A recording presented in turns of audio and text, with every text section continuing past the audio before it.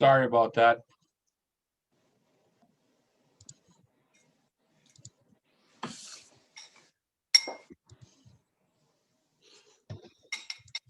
Can everybody see the agenda? Yep. Yes. Yes. Yes, sir. Thank you. Is it sized appropriately to read? Yes. You could drag the top border of your window up a ways. It would increase it a little bit. Not seeing how to do that.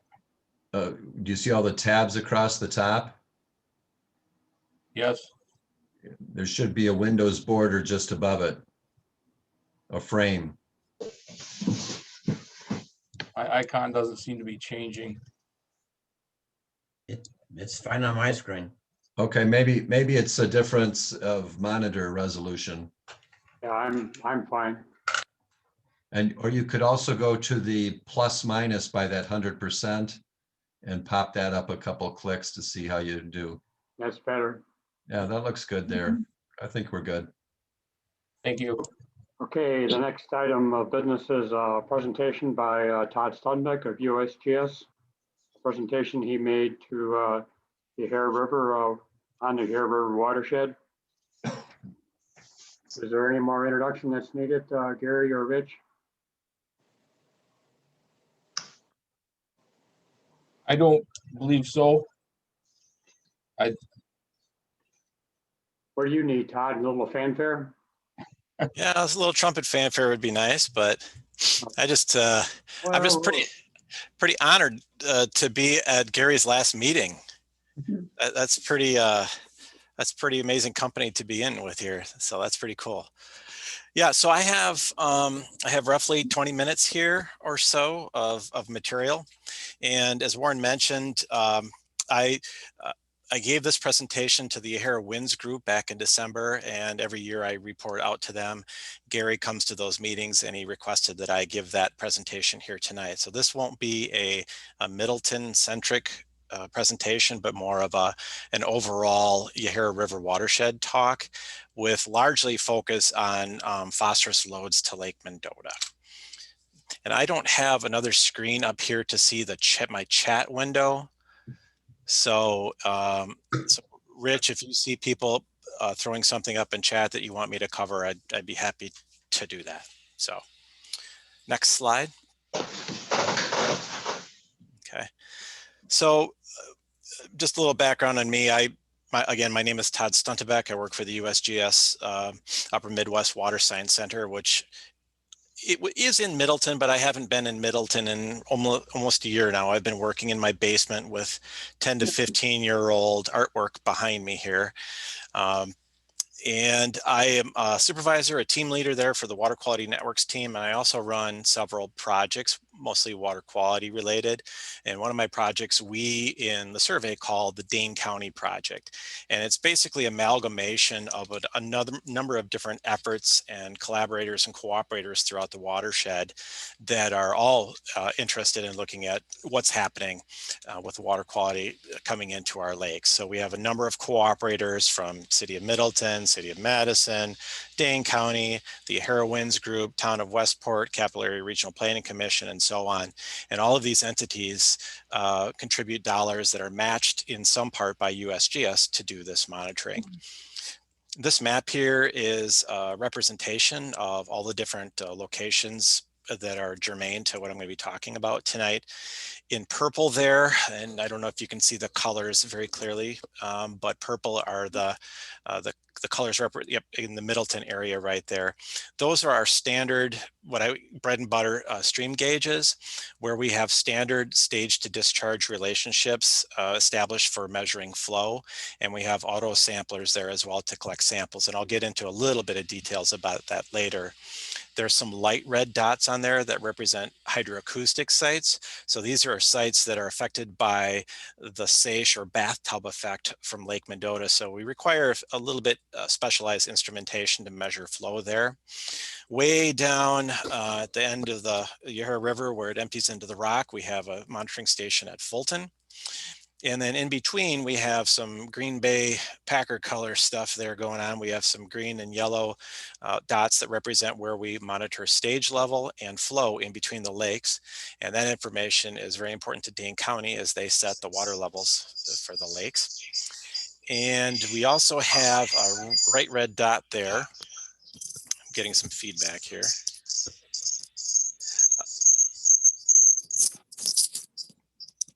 Hoping that's not me. James Zelensky, could you mute your microphone, please? Okay. Excellent. Rich, as the person who's running the meeting, you also have that ability if the attendee doesn't. Okay. I didn't see who was doing that. I don't know how you knew that. Because the box lights up. Okay. Okay. That sounds good. And just one last thing to point out there, the bright red dot there is a location on Swan Creek at Layla Road that we're going to be installing a gauge in the next few months here. We were approached by City of Fitchburg and a group of advocates down there for the Wabisa Wetlands group, and they're interested in getting a monitoring station going there. So that's kind of the 30,000 foot view of most of the activities in the Ohio River watershed. Bill Selvik has lots of other stuff going on, but this is the mostly the larger stream scale stuff. Next. I'm usually really good at putting up slides with lots of data and information in them, so I feel obligated to throw in some photos for your viewing pleasure. This is one of our hydrologic technicians making a stream flow measurement at 6 Mile Creek at Highway M with one of our hydroacoustic pieces of equipment. So we go up periodically to make stream flow measurements, usually about a dozen times a year for each site. And then as conditions dictate where we need more information, we go out specifically targeting certain events as well. Next. So making measurements is part of the stream flow part of what we do. So we generate a continuous record of stream flow, but we also are obligated to collect water quality samples. And because the streams react fairly quickly to rainfall and snow melt and runoff, we have special samplers out there that are triggered based on how high the water is. And those samplers are refrigerated to keep the samples nice and cool, so that preserves them. And the graph on the right, upper right hand side there shows a blue trace, which is the water level, and the red squares represent when samples were collected along that hydrograph. So we go out there after a storm event, we collect those samples, we bring them back to our laboratory, and we select certain samples to send to the laboratory for analysis. And we send our samples to 2 different labs. Almost all of the Middleton samples, I believe, yes, go to the State Lab of Hygiene. Anything as part of the Yahara Winds project goes to the Madison Metropolitan Sewerage District Laboratory. And all of the sites, we are looking for total phosphorus and dissolved phosphorus and either suspended sediment or total suspended solids. And at some of the other sites, we have chloride added. And at some of the other sites, we have nitrogen species included as well. On average, we send about 8 to 12 samples to the lab for large events, maybe 6 to 8 for a medium event, and maybe 2 or 3 or 4 for really small events. In total, generally about 80 to 100 samples per year. And then we also target base flow conditions. So that's when we don't have any active runoff going on. We do that once a month so that we have concentrations to characterize those base flow conditions as well. Next. Well, when it's all said and done at the end of a water year, when we have our stream flow record worked and checked and finalized, and we get all of our sample concentrations back from the lab, we put them into this program here. The red line is very faint, but there's a red line in there that's the discharge. There's a bunch of dots and blue lines in there. Those are our concentrations and linear interpolation of lines in between each of those concentrations. We also sometimes need to add estimated concentrations, for example, at the very beginning of an event or at the end of an event, or perhaps for a medium-sized event that the sampler didn't work right or something like that. So we do a fair amount of hands-on work there. We hit compute, and what it basically does is smashes the stream flow together with the water quality concentration data, does lots of computations, and you end up with a daily concentration and a daily load for each day of the year. So we have pounds of phosphorus or tons of sediment. And those are the data that we largely look at to make better management decisions to figure out, what's going on with our loading. Next. Okay, so that was the background, water year 2020. So at the USGS, we always talk about water years, and that's different than a calendar year in that it starts on October 1st and ends on September 30th. So I'll be talking about primarily a data in water year 2020, which is October 1 of 2019 to September 30th of 2020. You can read right there what I'll be talking about, so I won't go into any details on that. Next. So this is a interpretation of the dumpster fires that we were all dealing with in 2020. And I'll just tell you a little bit about the USGS in Middleton. Our office did close in March. There were some significant adjustments to working at home from a bandwidth perspective. When Washington, D.C. was sent home and everybody had to work on the VPN, it was just a disaster for a couple of weeks. And from a field perspective, it was really challenging because we didn't have any procedures in place to have people go out and do mission critical, mission essential work.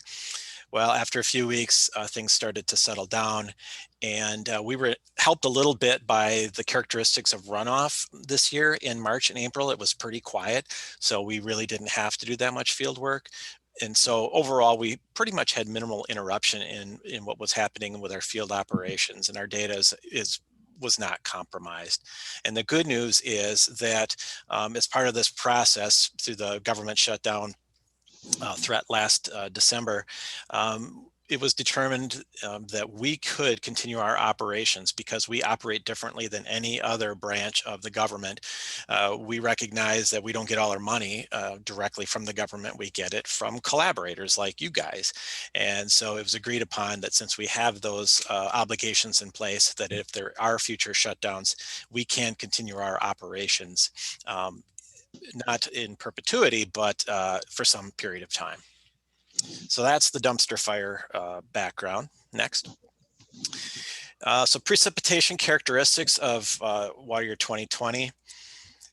The blue line on there represents what our long-term cumulative precip average is. So if you start at 0 and go all the way to the upper right, we average about 34 inches per year.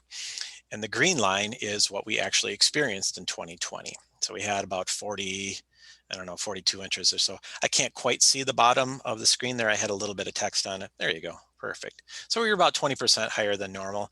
And I put 2 ovals on there just to draw your attention to the July period where we got maybe 6 inches in a week or so. And then early October, right when the water year started, we had 2 to 3 inches in a couple of days. Next. So I threw that graph and made it smaller in the lower right, and I wanted to show you 2019, so kind of go in the Wayback Machine there and try to point out what happened in the September of 2019 leading into water year 2020. We had a substantial amount of rain in September, so the soils became saturated, infiltration was reduced, and when we had this rainfall event in early October, it generated a significant amount of runoff. So I just wanted to point that out because I'm going to be showing you some of the runoff information and phosphorus loading information, and understanding the characteristics of what led to that runoff as far as precipitation is concerned is kind of important. Next. So this is a hydrograph showing the sum of the daily loads for each of the 4 primary tributaries entering Lake Mendota. So Dorn Creek, 6 Mile, Pheasant Branch, and Yahara River. And what you can see there is that right off the bat in early October, we had our largest runoff event of the year. And again, that was set up by the very wet September.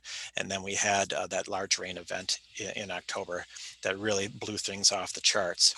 Remember that July period I talked about? There's a little spike there in mid-July, but it wasn't really that significant. And then the period in the middle, which is February and March, when we typically get lots and lots of snowmelt, just didn't happen in 2020.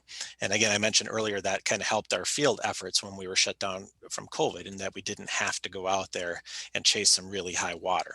So that's 2020. Next. So now 2020 is on the right, the scales are the same, and 2019 is on the left.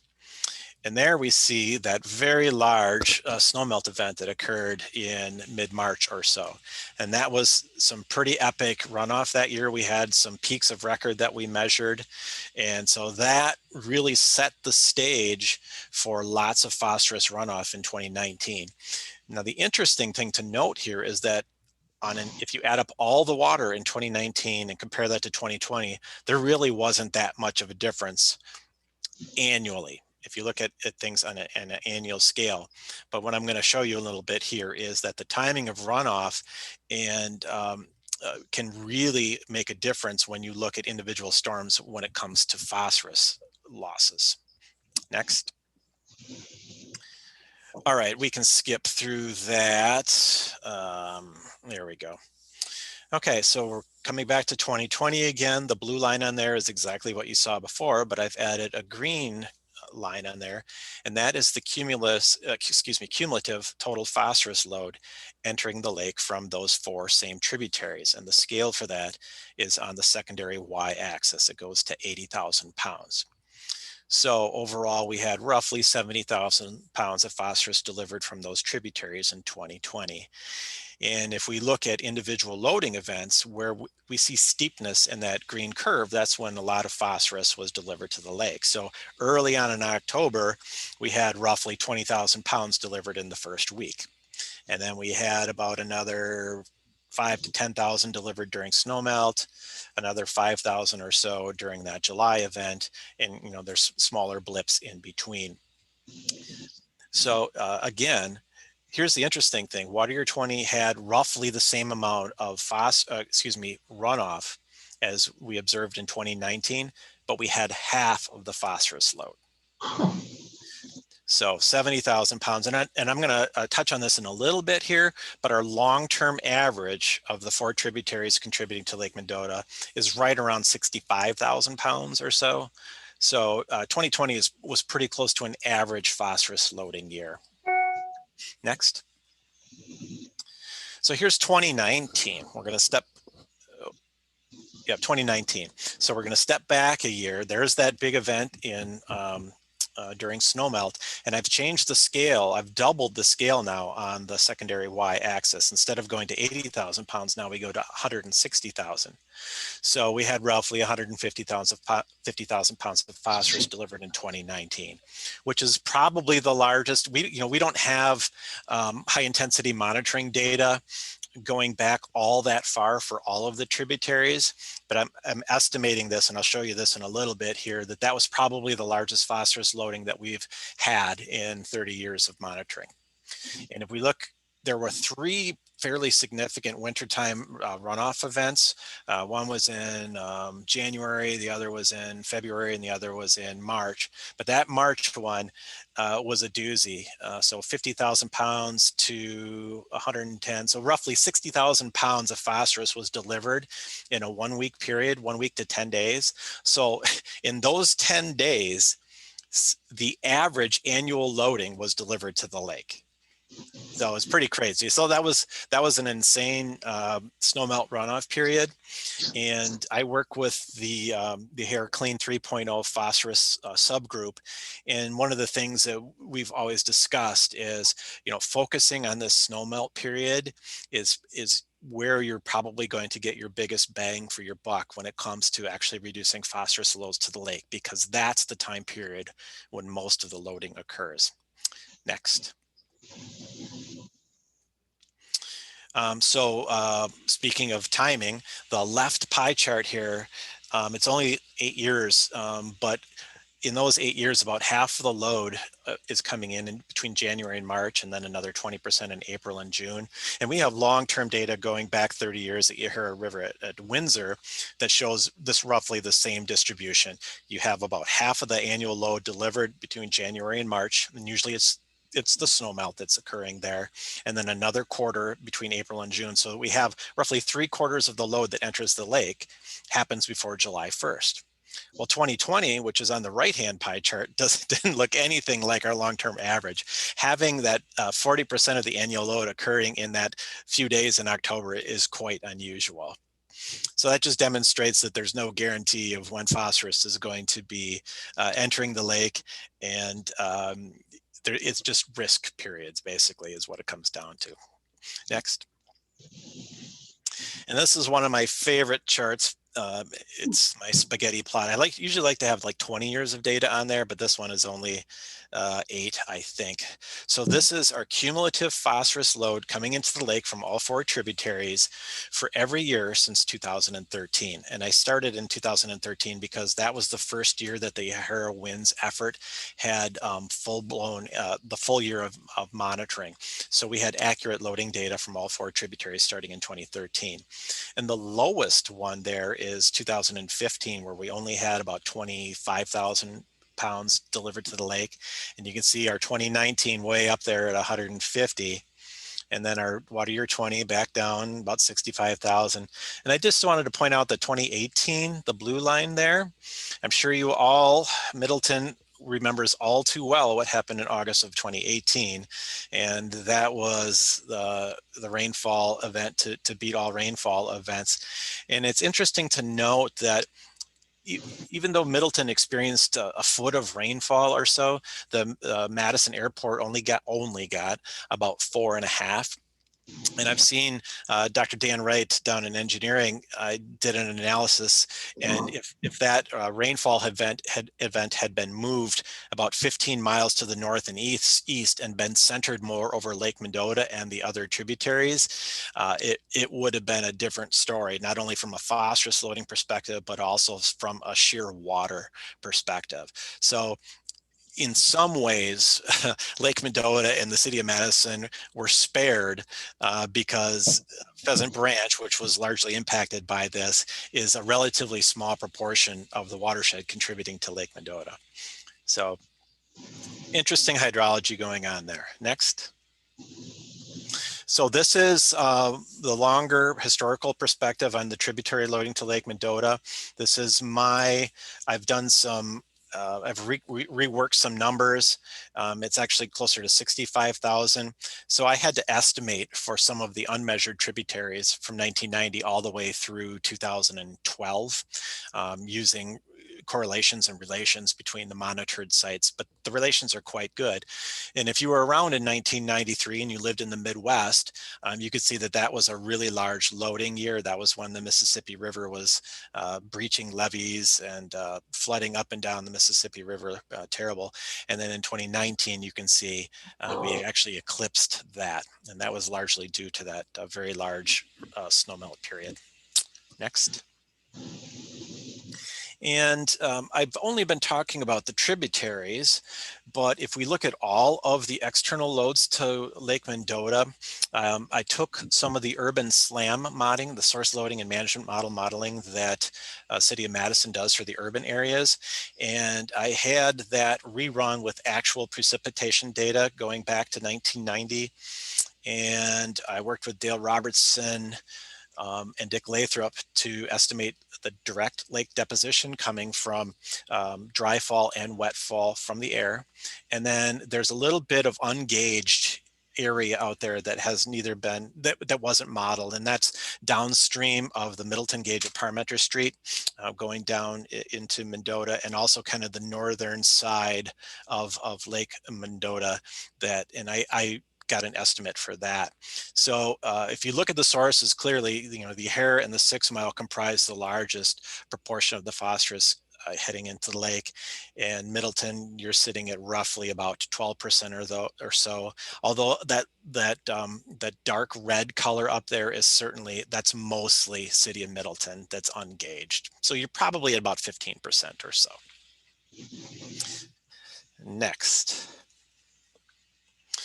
And this is probably obvious to everybody, but you know, why do we care about this? Obviously, the City of Middleton cares from the TMDL perspective, but you know, also everybody's interested in making sure that our lakes, which are kind of the jewel, are preserved.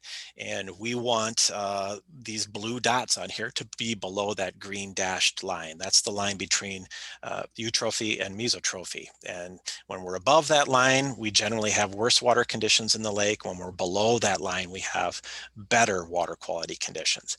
And you can see that, you know, there's been some years where we've had some pretty good water quality, and this is phosphorus as measured in July and August in Lake Mendota, and this is the average. And I just, next slide, please. So I've added the loading from the Yahara River at Windsor to give everybody an idea of the relation between what we see in Lake Mendota and what the external loading is coming from our tributaries. And I'm just using the Yahara River at Windsor to represent this. So in general, we see years like, for example, 1993, we had very high external loading. We also had very high in-lake concentrations. Conversely, in 2002 and 2003, we had very low input years because it was a drought year, and we started to see those in-lake concentrations come down as well. So so what we know is that there's a relation there. We don't know, there's other things that are kind of clouding that. We have the introduction of the spiny water flea. We have zebra mussels out there now. And these things in the food web all work to kind of change what we see in the lake. But just from a phosphorus perspective, we know that the more phosphorus that we have in the lake, in general, the more water quality problems we have. Next. And this is not, so I had this up here, Yahara Wind's effort, their permit to do adaptive management is dependent in part on observing the median phosphorus concentrations for each year between May and October for samples collected near the 15th of each month. So what that means is that we go out there on the 15th of each month between May and October, and we take the median of those concentrations for each year, and then we compare it to the phosphorus standard, which is for most streams 0.075 milligrams per liter, and that's that black line on there. Your Yahara River at Fulton is a little bit different animal. That's the standard for that is 0.10 milligrams per liter. So overall, what I wanted to show here is that all of our streams are, perhaps not surprising, they are above the standard. But I also wanted to give you a little bit of nugget information, and that is the Suck the Muck project that Dane County has been engaged in for a couple of years right now, started in 2018 between Dorn Creek at Highway Q and Dorn Creek at Highway M. And this isn't the best plot to demonstrate the results of that, or what we can actually see in the base soil concentrations. But we can see that red line right there. It's really coming down in 2019 and 2020. And I've taken a little bit closer look at that information, and it's pretty clear that there's been a substantial decrease in the dissolved phosphorus concentrations at Highway M, and they're likely the result of the dredging. And so I'm just going to tease this. The Wisconsin Water Week, I believe it's called, is coming up in, I think starts March 8th. And on Thursday, March 11, we're giving, when I say we, it's somebody from Clean Lakes Alliance, myself, and Kyle Minks from Dane County are giving a small presentation on the Yahara River. I'll go over what I talked about today, but I'll have to make it quite a bit shorter.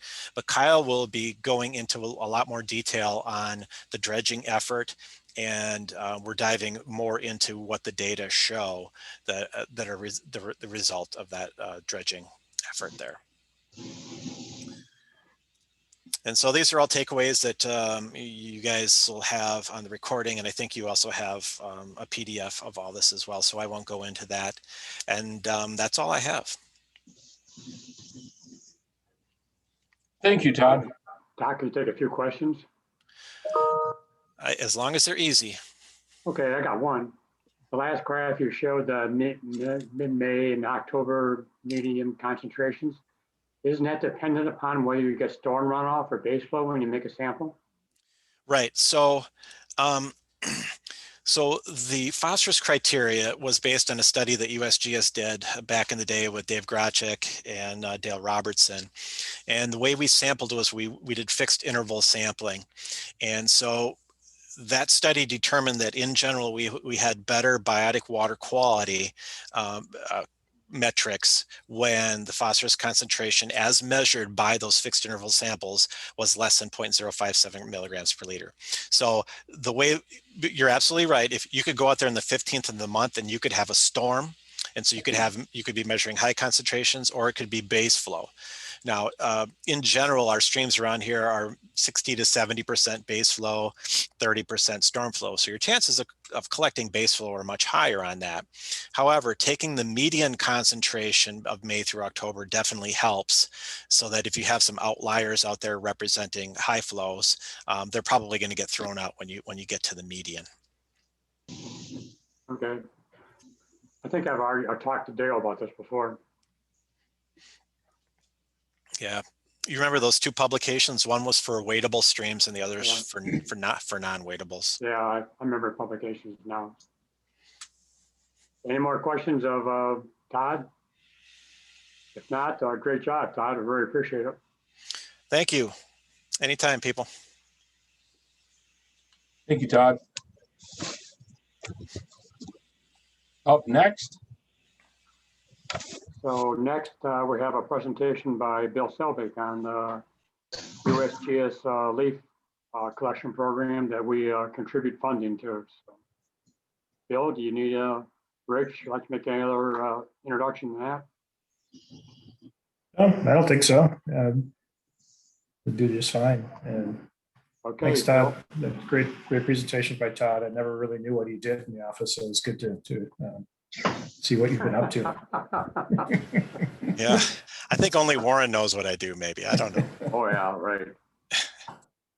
Let me just stop the video here so you can pay your attention on presentation and not me. So this is just a very quick update on the ongoing, it's been about, oh gosh, going on about 6 years now, a leaf collection, municipal leaf collection and street cleaning effort, and try to determine how much phosphorus is reduced through those two operations. Next slide. I think everybody here is at least had some familiarity with this project. In fact, I believe I've updated this council maybe a year or two ago on the status at that time. We've essentially wrapped it up. We're doing one final phase here, at least I think it's a final phase, and probably within another year or so, we'll have hopefully concluded the chapter in the leaf collection and street cleaning. All of our analysis were done primarily in the city of Madison, but also in the city of Oshkosh and Fond du Lac, and all of them were done in medium density residential, which is shown on the right. It's fairly typical of most of the city land use. And quite honestly, though, I don't think that it's the medium density residential that's more important. It's the tree canopy, the percentage of canopy. I'll touch in on that in a little bit. Next slide.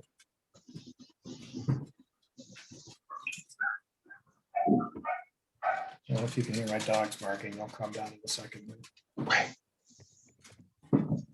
Could you scroll up just a little bit? There you go. So I just wanted to give you some sense of the range of our study catchment characteristics. The size was relatively small. We call these small catchment urban hydrology that ranged from just over an acre to up to about 40 acres in size.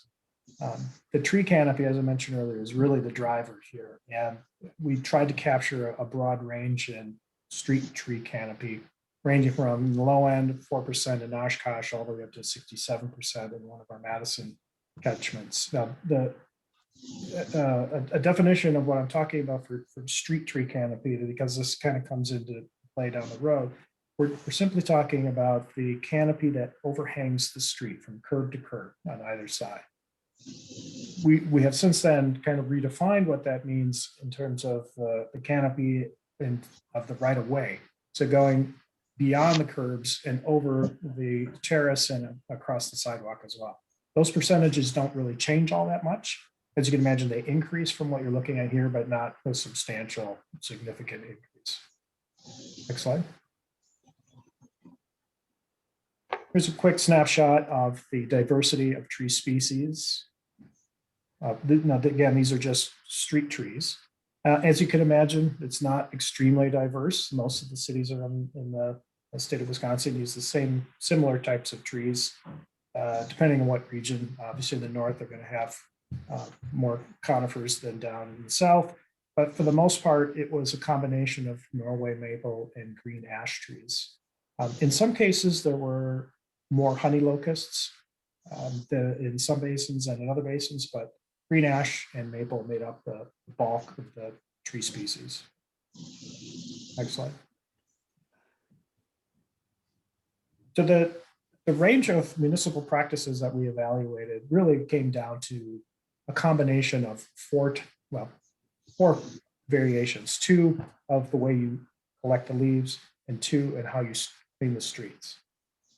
Because we initially contracted with the city of Madison to determine what the phosphorus reduction from their standard operating procedure, we looked at what we call a transfer method. And I'm sure everybody is familiar with it. You've seen it in the streets of Madison. They have this modified room on a Jeep or a tractor, and it pushes the leaf piles into the street and into a hopper that then goes into a waiting garbage vehicle and hauls it away. Another variation of that, which is commonly used, is a vacuum mulching system, which is a high-powered mulcher, a vacuum mechanism that sucks the leaves right up into, mulches them into an awaiting truck to be hauled away.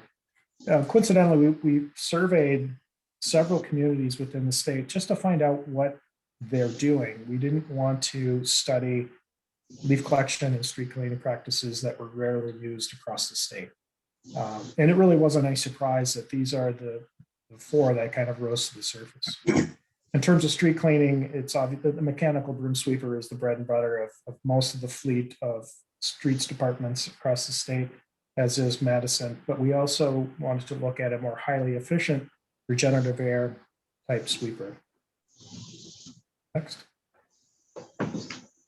The other thing I'll mention real quick is the third prong of that fork was the frequency of those 2 types of practices. And it can all be boiled down into this type of table, which looks kind of messy at first, but it's important from here on out, and I'll try to coach you through it. On the far left column is the year in which we completed the study. And then we looked at both a treatment catchment and a control. This is a paired catchment study. I'm hoping everybody understands paired catchment study. I'll try to quickly explain it as best I can. It's essentially you have two study catchments that don't really have to look anything like each other. All they have to do is you develop a relation between the 2 over a period of time under the same conditions. And then we call that a calibration phase. And in this case, the calibration phase was no leaf collection at all and no street cleaning. And then you develop a relation for phosphorus concentrations and loads. The following year, then you follow that up with a treatment in your test catchment.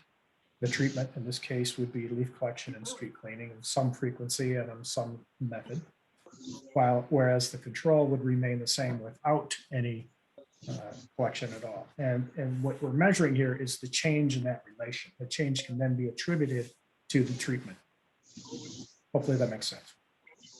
So again, I list all of the different types of leaf collection methods and frequencies, as well as street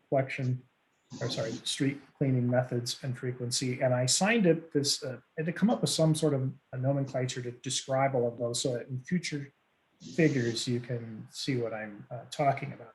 So I've come up with this left-right numeric alphanumeric combination where the letter represents, on the left side, the letter represents the type of leaf collection method and frequency, where in this case, a T represents the transfer. If you see a V, that would represent a vacuum mulch. And then the number represents the frequency, either weekly or biweekly. And on the right, very similar. So we're talking about street cleaning now.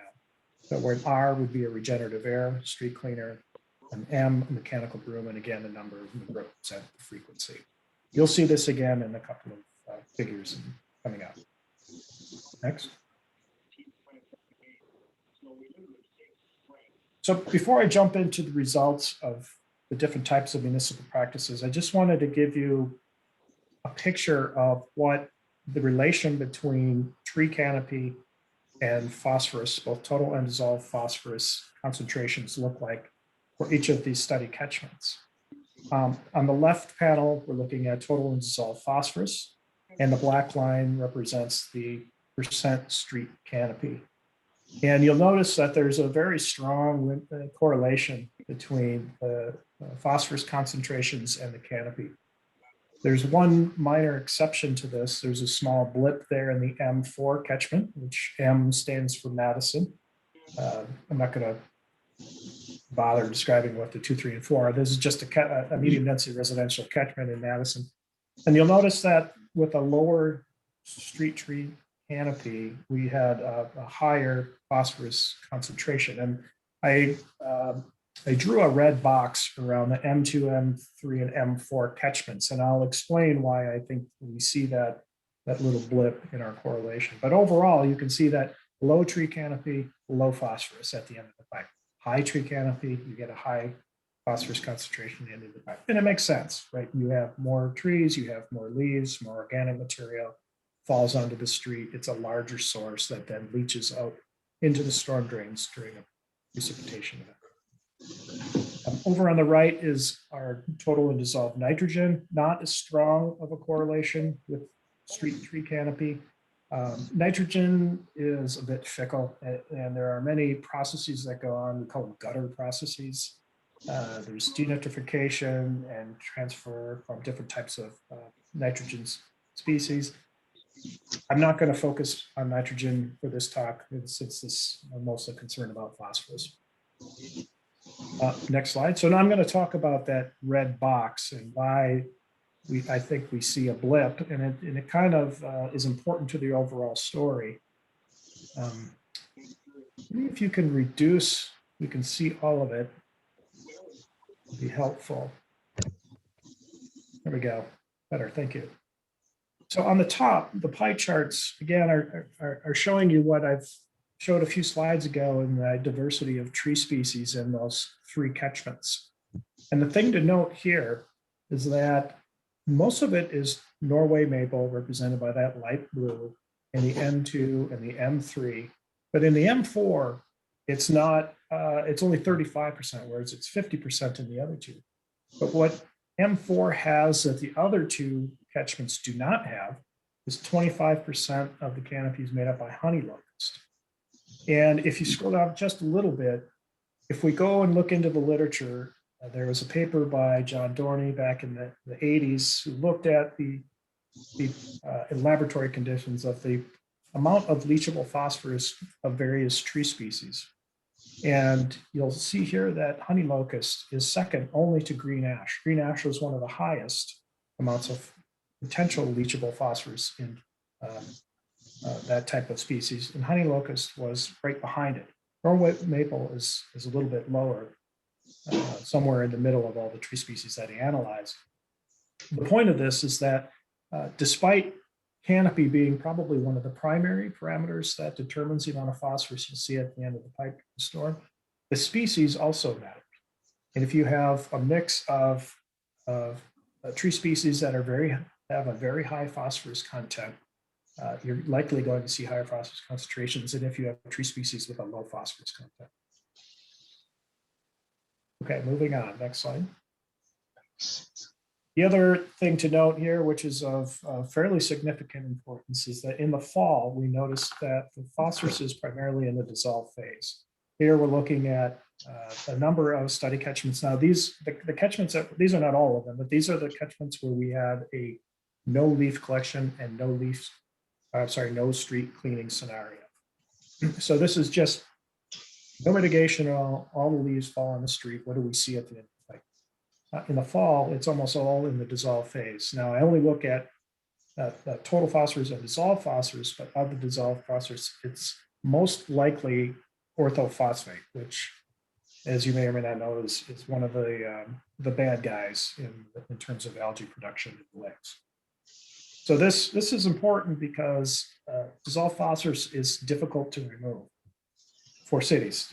For traditional types of BMPs that use settling, it's hard to get that any dissolved fraction. Yes. And by simply removing the source, i.e. leaf collection and street cleaning, you are effectively removing the dissolved fraction from even getting into the storm drain. Okay, next slide. I'm going to skip through that. That's just the results of our paired analysis. This is the take-home slide. This summarizes the results of all of our combinations of leaf collection and street cleaning and frequency. And I'm going to spend a little bit of time on this, so bear with me. First, let me just describe the figure. On the bottom, on the x-axis, is that number letter combination I described earlier that gets into the leaf collection method and frequency and street cleaning method and frequency. And I'll try to elaborate on that a little bit more. I don't expect you to memorize what those things mean. On the y-axis and the secondary y-axis, they're both the same scale, but they represent two different things. The left side represents the percent reduction in total phosphorus load and dissolved phosphorus load.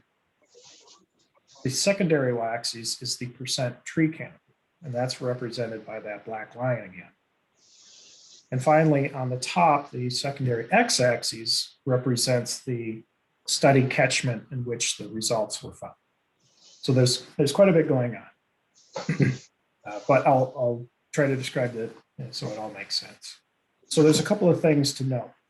First, if we take a look at the first three sets of columns, starting from the right, moving to the left, you'll notice that they all kind of fall right in that 60 to 65, 70% reduction range for dissolved and total phosphorus.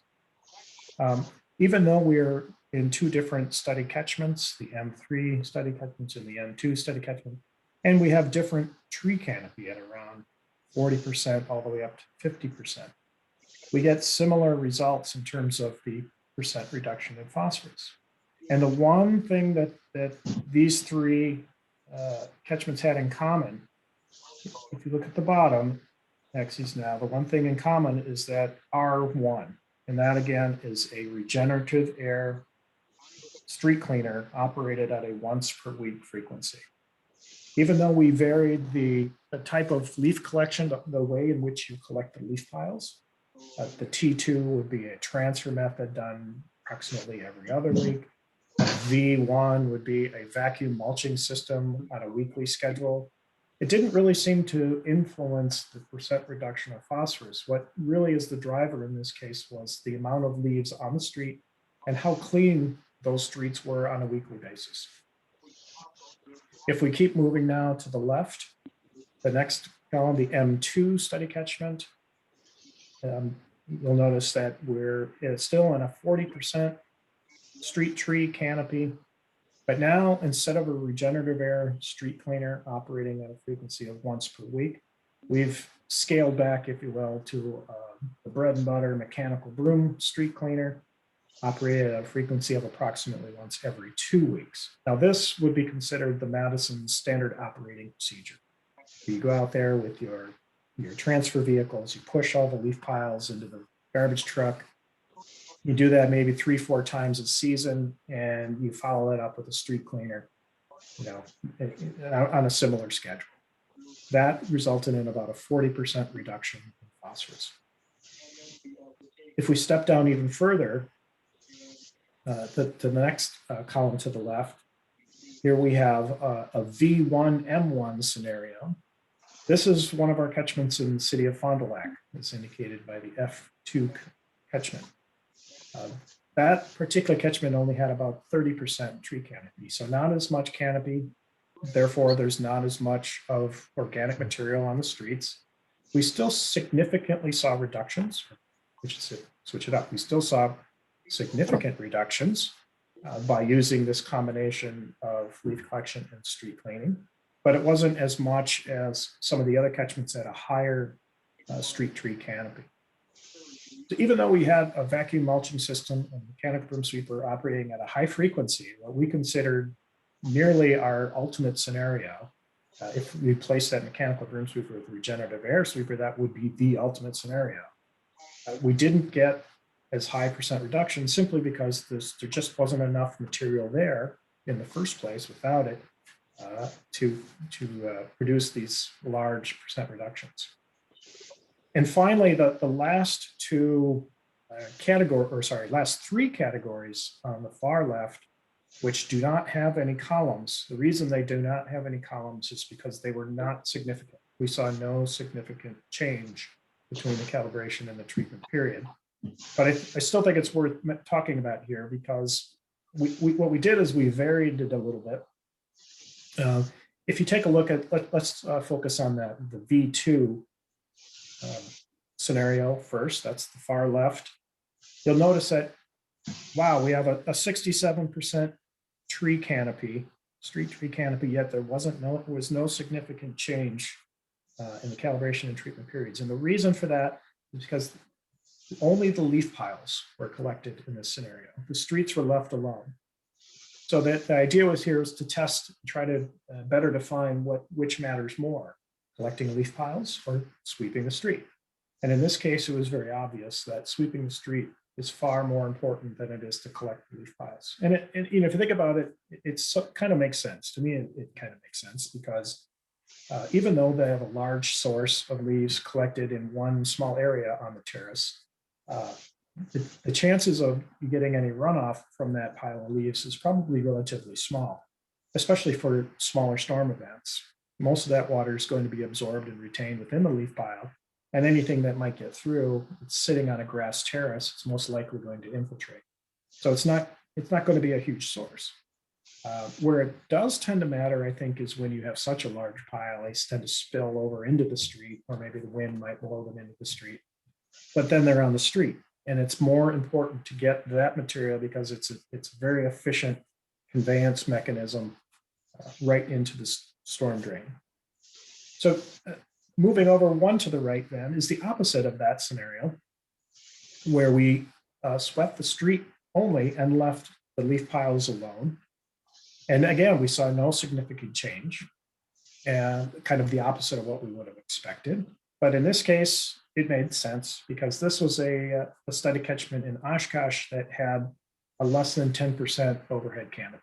So there just wasn't a signal there for us to detect in the first place. So that's where it is. And based upon the information that we've learned so far, the Wisconsin DNR has drafted some guidance. It's in its second revision. The first guidance came out a couple of years ago and spoke only to what we would consider the Madison Standard Operating Procedure and offered a 40% reduction based on other certain conditions. Now they've since revised it, and it's currently open for comment, and that 40% is one option, but based on this information, they've upped it to a new scenario for 60% reduction under certain conditions as well. So that's good news. Let's scroll down to the next slide. Again, conclusions based on things that we just talked about today. I'm not going to go through each of these. You'll have it in the material for you. You can glance later. On to the next. I want to talk a little bit about what we're doing now. I incorrectly mentioned that this study's over. It's not quite over. One of the scenarios we haven't tested is a mechanical broom sweeper operating at a once per week frequency using the Madison transfer method. And that the reason we're doing that is because we feel that, when I say we, the Wisconsin DNR and the League of Wisconsin Municipalities, which represents a lot of Middleton and others, feels that that's probably one that a lot of municipalities are actually using. So we want to be able to have a complete picture and connect all the dots.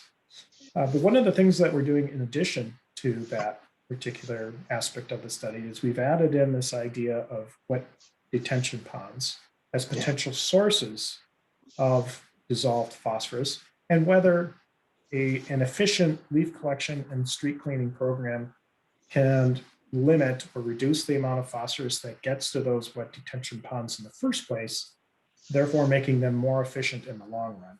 One of the things that's come up from practitioners, consultants, and so on is the idea of double dipping, if you will. So you'll get a credit for a leaf collection program, and then you apply a wet detention pond to get an additional credit when that credit may not be proper. The underlying argument behind the wet detention ponds is that in many cases, they may go anoxic or hypoxic down at the bottom layers, particularly in urban environments where you have a lot of road salt application, and therefore you're going to get density gradients, very little mixing. And if that's if the conditions are right, the soils that have captured a lot of phosphorus from influent are able to release a lot of dissolved phosphorus and are thereby sources of dissolved phosphorus in the effluent. So this is something that we just started looking into this past summer, and hopefully within a year and a half to 2 years, we'll have some more definitive answers. So that's where we are. I think that's my last slide. Thank you, Very Bill. good. I would like to remind attendees who are not actively talking, please mute your microphones. We're getting some interference at the moment from a phone call. And Rich, feel free to mute somebody if. That's been going on the whole talk. That's 608-894. I don't know what that is. Well, not everyone knows how to mute when you're on a phone, and I don't remember exactly what it is. You have to press a couple keys in combination. So the downside is if Rich mutes them, they may not have a way to get back on if they do have something to say. Well, it's not a public meeting, so all our members know how to do it. So I guess I would mute them. No, when you're on a phone, Warren, not everyone using a phone knows how to mute a phone. Yeah. Okay. I mean, mute it to Zoom. Anyway. Anyway, very good, Bill. Is there some questions for Bill? The mayor has his hand up. I don't know if you can see that, Warren. No. Yeah, I have a question, Bill. If you were to look at the presentation by Todd, and especially you look at 2019, big part of the phosphorus which came to the ponds was when the snow was melting. And when you compare your leaf collection and combine with that one, what seemed to be more important? Why did that happen, and how could we get a handle on that one? If that's the case, where do you think that we get the most for our money, by working on the leaves, or somehow trying to deal with that that there are no leaves around when snow is melting?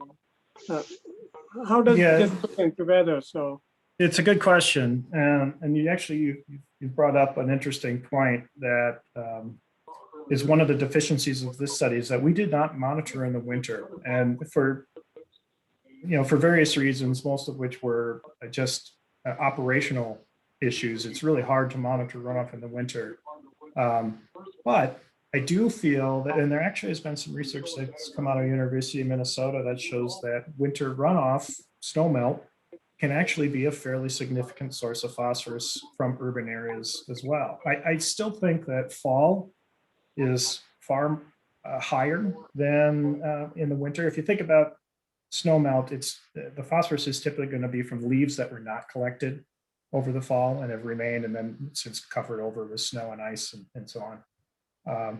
But it could potentially be a bigger part of the story than we anticipate. Now, one of the things that I made note of here during Todd's presentation was the idea of running wind slam calculations and just coming up with the back of the envelope estimate of what the urban contribution to Mendota might be. And I don't disagree with the general idea that it's probably much, much smaller than the agricultural, the tributaries. But one of the things that we did just to try to get our heads around the idea of how much phosphorus annually is responsible as part of the annual phosphorus contribution from fall, we did a 20-year simulation. And as part of that simulation, we had to go back into WindSlam and adjust the concentration values because they were wrong. The data that was currently in WindSlam does not accurately represent, at least from a residential land use, does not accurately represent the high phosphorus concentrations from leaf litter. So based on the information we collected out in the field for that particular year or two, we were able to manipulate the model and run it again. And lo and behold, from urban areas, the fall portion of the annual phosphorus load is somewhere around 40%. It's not, well, seasonally, it's the most. And now that is under a no leaf collections or street cleaning scenario. If you do collect leaves and clean the streets, my guess is that seasonal portion drops significantly, and it's no longer the most. So to answer your question, I would suspect from an urban land use perspective, a leaf collection and street cleaning component is more important than snow melt, because I don't know how you would address snow melt other than wet ponds, but ponds are frozen mostly at that time of year anyway. And yeah, I mean, that's a good question, and then we have a good debate. I think this is Warren, but looking back, I was going to ask Todd or to comment on that 2019 March phosphorus loads. In Middleton, most of that came from the North Fork, which is the rural one, not the urban site, and probably attributed to manure spreading on frozen ground with runoff. And I think that's probably why we get most of the loads in March for high loads of phosphorus, because of manure spreading on frozen ground. So I don't think it's an urban contribution. Right. If I could add, this is Jim. From a city policy management point of view, there's two things going on here. Todd's numbers show us the loadings from the entire watershed, which is certainly important from lake water quality. But the city of Middleton, like all the other cities, is also under a permit requiring phosphorus reductions from the urban portions that they have control over. And this is where Bill's talk about the leaf management program comes into play, where we have to meet our permit requirements for phosphorus reduction. And one important tool in the toolbox might be, or would be, this leaf management, just to meet from a regulatory point of view, the permit requirements. So we got two things going on here. Thank you. That's very helpful. Thank you. And just to add, Bill mentioned it, and I'll say it again, just this week, it might have been Monday, DNR did issue a public notice to ask for review comments on this leaf management credit policy. And what this is how to calculate your phosphorus reduction from your leaf management program for cities that have to comply with a stormwater permit. So that's open until March 5th. And I am working with the League of Municipality a little bit to try to come up with some comments that will be funneled through the league back to DNR on this draft guidance policy. I'd like to mention something to Bill. We had a program through MAMSWAP wherein people could sign up to be notified that a storm was coming, so that they would be prompted to go out in the streets just in front of their homes and rake any leaves in the street up onto their terraces. Do you know whether any of that activity was overlying any of your study areas? Because it might throw the calculations a bit out of expected range. Right. Yeah, I was familiar with that program. I believe Crystal was working on that. And no, all of our catchments were well out of that zone. But it kind of raises an interesting issue. And we had a lot of conversations with the city of Madison on how can they be proactive about this and go beyond just the simple convenience of collecting leaf piles that homeowners are not, they're gonna miss that if it goes away. They want it. They don't really care about the environmental aspects of it, though I'm sure a lot do. But how could you go beyond that? And just citizen awareness is an obvious way to do that. Not everybody is going to engage in that. And in fact, one of the ways we talked about possibly doing it is just blow the leaves off of the street back onto the terrace. That would be simple enough to do with a vehicle. You just drive like a vehicle mounted leaf blower, if you will.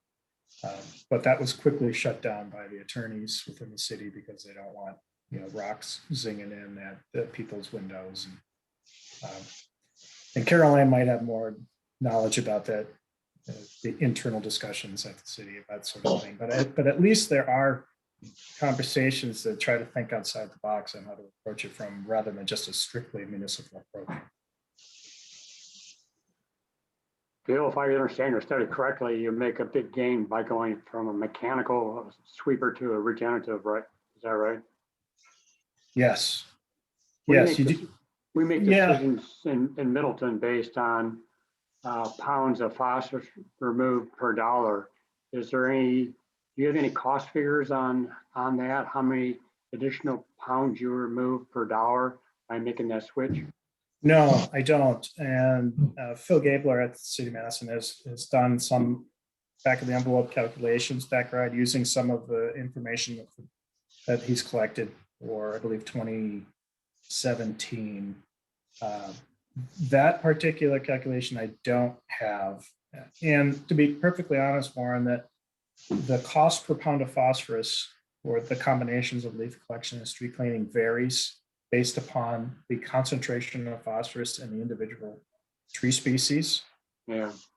It comes down to if you have a very high leachable phosphorus content in leaves, then it's a very low cost for pounds, the dollar per pound of phosphorus removed. You're getting more bang for the buck, if you will. There was something else I was going to say along that regard, but I totally escaped my mind. Sorry. Well, Middleton's been pretty proactive getting rid of all the ash trees from the boulevard, so they got rid of the bad ones. Yeah, right. Yeah. So okay, I remember what it was I was going to say now, and there's 2 points here. One kind of addresses that immediate point where once you remove those ash trees, you now need to be more thoughtful as to how you replace them. What do you replace them with? That's a decision for a lot of different folks that, not me, but people you want to maintain ecosystem services and diversity and all that. But I think at least phosphorus should be part of that conversation. And we're now working with the Forest Service to try to help them develop, as part of their iTree suite of models, a list of tree species that can be selected based on phosphorus concentration. So that should be coming. The other thing I wanted to mention very quickly, Warren, is your idea of mechanical versus regenerative air. You probably recognize that a regenerative air cannot work. It won't work well if you operate it at a frequency of, say, every other week. If you have a very large amount of organic material on the street, it's going to clog up that regenerative air. It just won't work. And so the city found to be successful is a sort of a two-pronged approach where you go through with the mechanical broom first to get the bulk material, and you follow that up with the regenerative air to get the fine material. Wow. Okay, thanks a lot, Bill. Very good presentation. Yep, thanks everyone.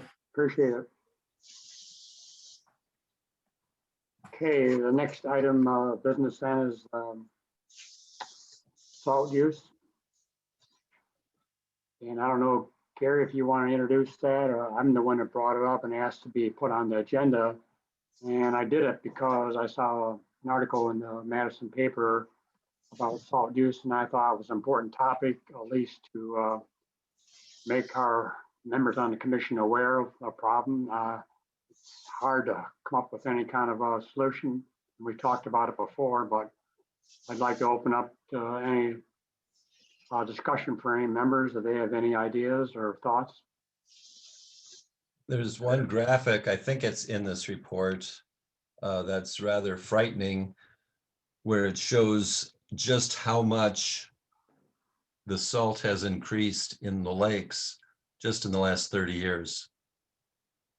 And there's one, I don't know that this graphic was in this report, but I saw a presentation just a few weeks ago with a lot of the same information, but it included an extra chart showing one particular well in Madison as if it continues at the current rate of increase, within 10 years, the drinking water there is going to taste salty. That's the one by Spring Harbor, I believe. The one by Spring Harbor, exactly. Yeah. I tried to track down, but was not successful before this meeting, some additional information that would not affect Middleton waters, but would affect the area related to installing higher efficiency water softeners. And as I was thinking about it, a water softener swaps out naturally occurring calcium chloride for sodium chloride. And I started wondering to myself, well, it's the chloride we're worried about in this case. So why does it matter if it's calcium chloride or sodium chloride making it to the waters downstream of MMSD where all this water would be headed? I don't know if anyone here happens to know that. Maybe I'm overthinking it or overlooking an obvious point here, but. Well, I switched my water softener from manual to on-demand backwashing, and I cut myself really significantly, big time. So I think that's the big gain by water softeners. Right, but what used to go in the water was calcium chloride, and you just swapped it out for sodium chloride. Yeah. But if you're worried about the chloride concentrations, how did you help anything? I don't know. Yeah, I have to do some more research. Well, Warren, what you're saying is that by having the more sophisticated water softener, you're regenerating it less often. It's not just using up the salt as quickly, right? That's right. Yeah, I cut my salt usage down by probably 300%. Right. So you're generating less discharge, whether it's sodium chloride or calcium chloride. The bottom line is you're discharging less than you were before. Yeah. The old soft waters just did it on a timer. Right. So whether you needed it or not. Yeah, that's my old one was on a timer. I did it every 7 days, which I didn't need. Yeah. I could have switched that one to once a month, and that would have worked too if I had that option. Just take less showers, Warren. Showers? What are those? Less. It is Zoom meetings after all. Well, I don't know where we could go from here, but as far as Middleton's concerned, sustainability, I mean, it's not going to affect us in the short term. We'll get by with our drinking water in the lake, but for sustainability, I would think Middleton, and I know they are concerned about this. So we did monitor chloride or salt in our gating station for 1 year. And monitoring doesn't do much for reducing, but it keeps track of how we're doing. But as Gary's pointed out, Middleton's already done a good job of reducing their usage. It's probably the businesses and residents that probably haven't made a big change. And I would think that it would be tricky to try to do any kind of enforcement program for private users. We could do an education blitz, and that I think can be very helpful, especially if we talk about contractors who are hired to do this application on private parking lots. If those individuals are trained, or if the city hypothetically were to adopt an ordinance requiring anyone applying salt in Middleton to have a certification, Right. that perhaps could go a long way, but it certainly would not address the maintenance guy directly employed by a company or homeowners or anyone else who are putting salt on their own walkways and driveways. Issuing a ticket for somebody who violates this by applying excessive salt would require some means of measuring what excessive is. That, if that were ever to come, I think that'd be a long, long ways away of getting to that point. It's probably going to be only at a point where the lakes are beyond repair, but by Yeah. the time that kind of draconian measure would put in place. I did notice that Madison on the residential streets uses more sand than Middleton does. You know, they use salt sparingly in Middleton residential streets, but Madison seems to use mainly sand. And the sand works. Yep. I've got almost bald tires, but I was still able to navigate on those streets uphill where they'd put sand down. In fact is, I go to Garner Park and they got a sand pile with a little bit of salt in there, and I take a barrel home with me and I use that in my driveway and sidewalk, and it actually works better than salt, especially in cold weather. So Gary, this is Jim. Does Middleton have an option of using sand only for certain streets, or do we, when the streets department puts down material in the summer, in the winter, it's only salt, or what is the mixture? I know you're using less of it, which is great, but what are the options? My understanding is Middleton is using mostly salt at stop signs in residential portions, not the entire length. I'm not sure if Sean is still on the line, but he probably has at his fingertips the policies. I've been told that we don't have a means by which to reduce it further, and I don't recall exactly why. So Sean is still on the line. Perhaps he could chime in. Yeah, I would say in a general sense, in a high level overview, we've done three things differently. One, we got our full crew to go through the SaltWise training, so they not only understand what we're asking them to do, but why we're asking them to do it. Number two, we stopped putting down dry rock salt. It's pre-wetted unless it's actively raining, which hasn't happened much this year, but it has been sort of a trend. And weather and timing, of course, play a huge variable in what we do and how we do it. But that's been one of the big drivers, is that we'll pre-wet salt. So we've got brine tank equipment, and we can mix that in with the rock salt at the spreader. And I would say, in addition to brine and having training, having closed loop hydraulic systems that drive our salt spreading equipment, which is a pretty recent addition to our fleet. And the council made a decision to fund that equipment upgrade, has made a huge difference on salt quantity reduction, because our drivers can accurately control what they're putting down. It's all well and good for us to tell them, don't exceed 40 pounds per lane mile. But when they don't have the way to control that, it's effectively meaningless. And now they can do that. So those, I think, are probably the three biggest things that we've done to reduce salt. But could we add sand to residential streets instead of salt at stop signs?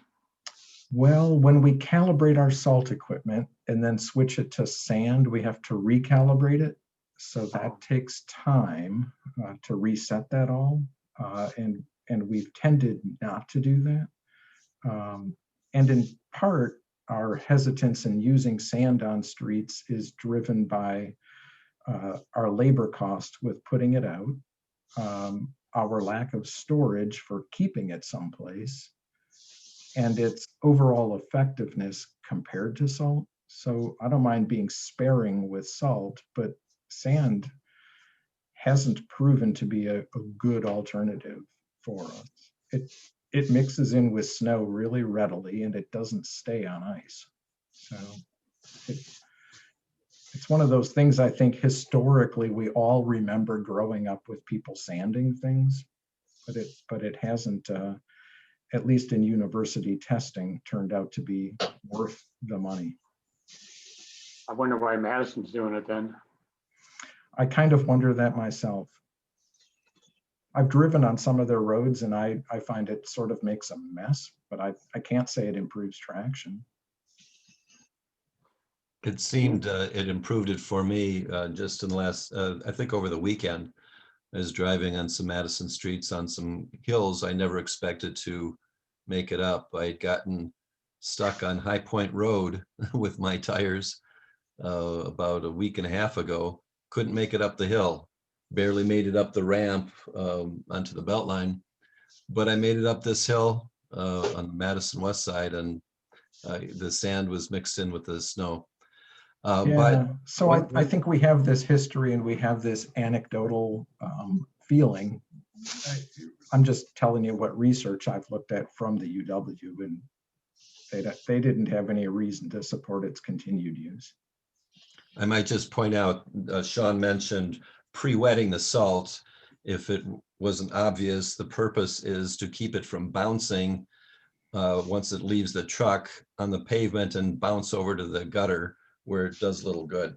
It just tends to stick when it falls. That's part of it, but it also activates it immediately because dry salt doesn't do anything until it forms a brine. It's just going to sit there.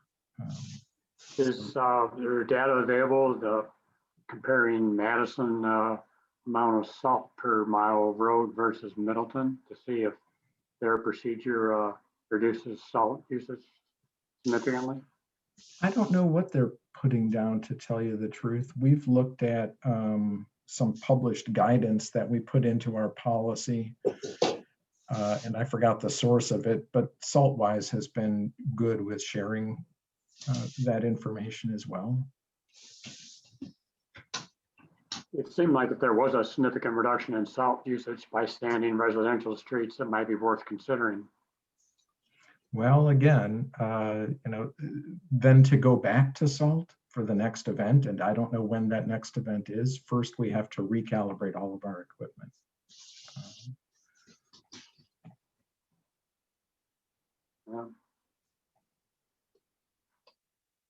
Or buy 2 sets of trucks and buy. Good luck. Well, you need a bigger garage to go with them then, so. No. Does anybody else have any comments on this topic? Yeah, Warren, I'll just add my little bit of knowledge here. The USGS does chloride monitoring.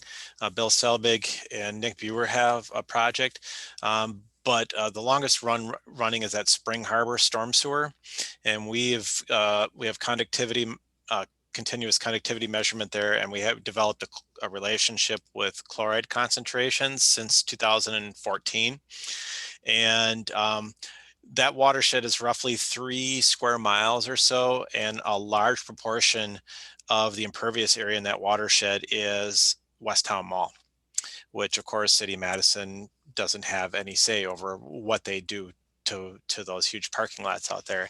And what I will say, just to kind of put things into context for you, and that's a 3 square mile basin, we've measured annually roughly about 540 tons of salt per year, which is it's roughly 60 dump trucks full of salt. So just to kind of put things in the dump truck perspective.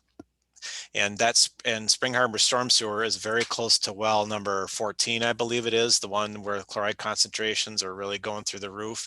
Yeah. And there's some suspicion that there may be some leakage from the storm sewer system down through the aquifer and into the drinking water supply, but I don't know if anybody's really looking at that. So just a few anecdotes of what I know.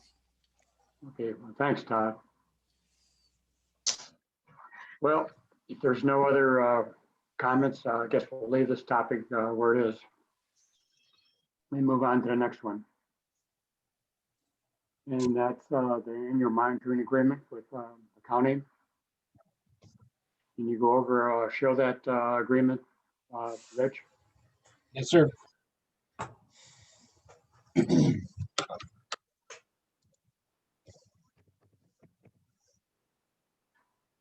Is that better for viewing? Yeah, and when Mike did it, he had a breakdown. I don't know if you got that or not. I don't remember seeing that in the packet. Did you include that, Gary? Yeah, it's in there. Yeah, next page, Page or the one 70 after that. Page 72.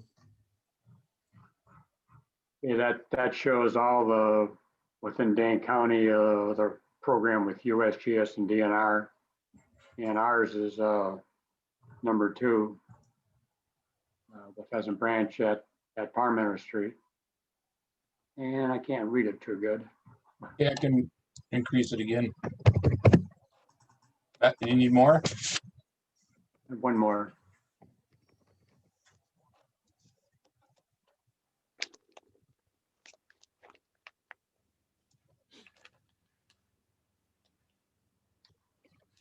So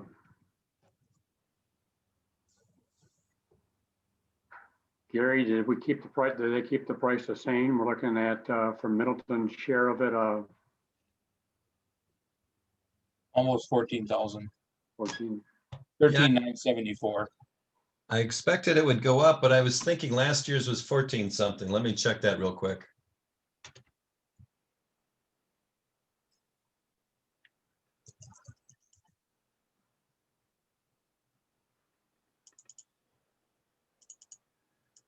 But it's within a few hundred bucks of the same price. So Okay, and this includes just our gauging station at Parmenter and the phosphorus sampling there, not the ones on the South Fork and North Fork. That's a separate agreement. that's correct. And are we agreeing to a 5-year number then, or to the 1-year number? A 1-year number, I proposed that, but the finance department was not in favor of a multi-year agreement. But one reason was to lock in a price now for 5 years, but I think we're piggybacking on that anyway. So Yeah. I can't know that for sure, but that's what the document in front of us seems to suggest. So if I move to approve this agreement, I'm approving it for the 1-year amount of 13,974. Is that correct? Yes. Yes. So moved. Last year was 13,700. For what number? I'm For an sorry. increase of about $294. I guess I'm getting confused looking at these numbers then. We're agreeing to a year-by-year agreement here, Warren, because of what city council wanted These to numbers do. are a 5-year. These numbers are a 5-year agreement. Okay, that's it. Yeah. Right. Right. So 32,000 per gauging station. Man, things have really gone up. Okay. Do we have a second? Second. All in favor? I I oppose. Okay, the motion's carried. Warren, did you second that? Yes. Thank you.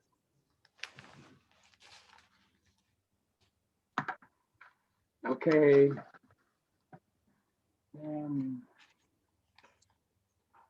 Our last item of business then is Graver Pond elevation control. Yeah, Eric Sorensen is online with us to update us about the design and permitting progress with the elevation control for Graver Pond. Can you bring up the agenda and people take a look at it? Oh, that's Eric's thing, yeah. Okay. You don't have no, that's fine. We start there. I can zip back to the agenda. I might just as well, so people know where we are. Okay.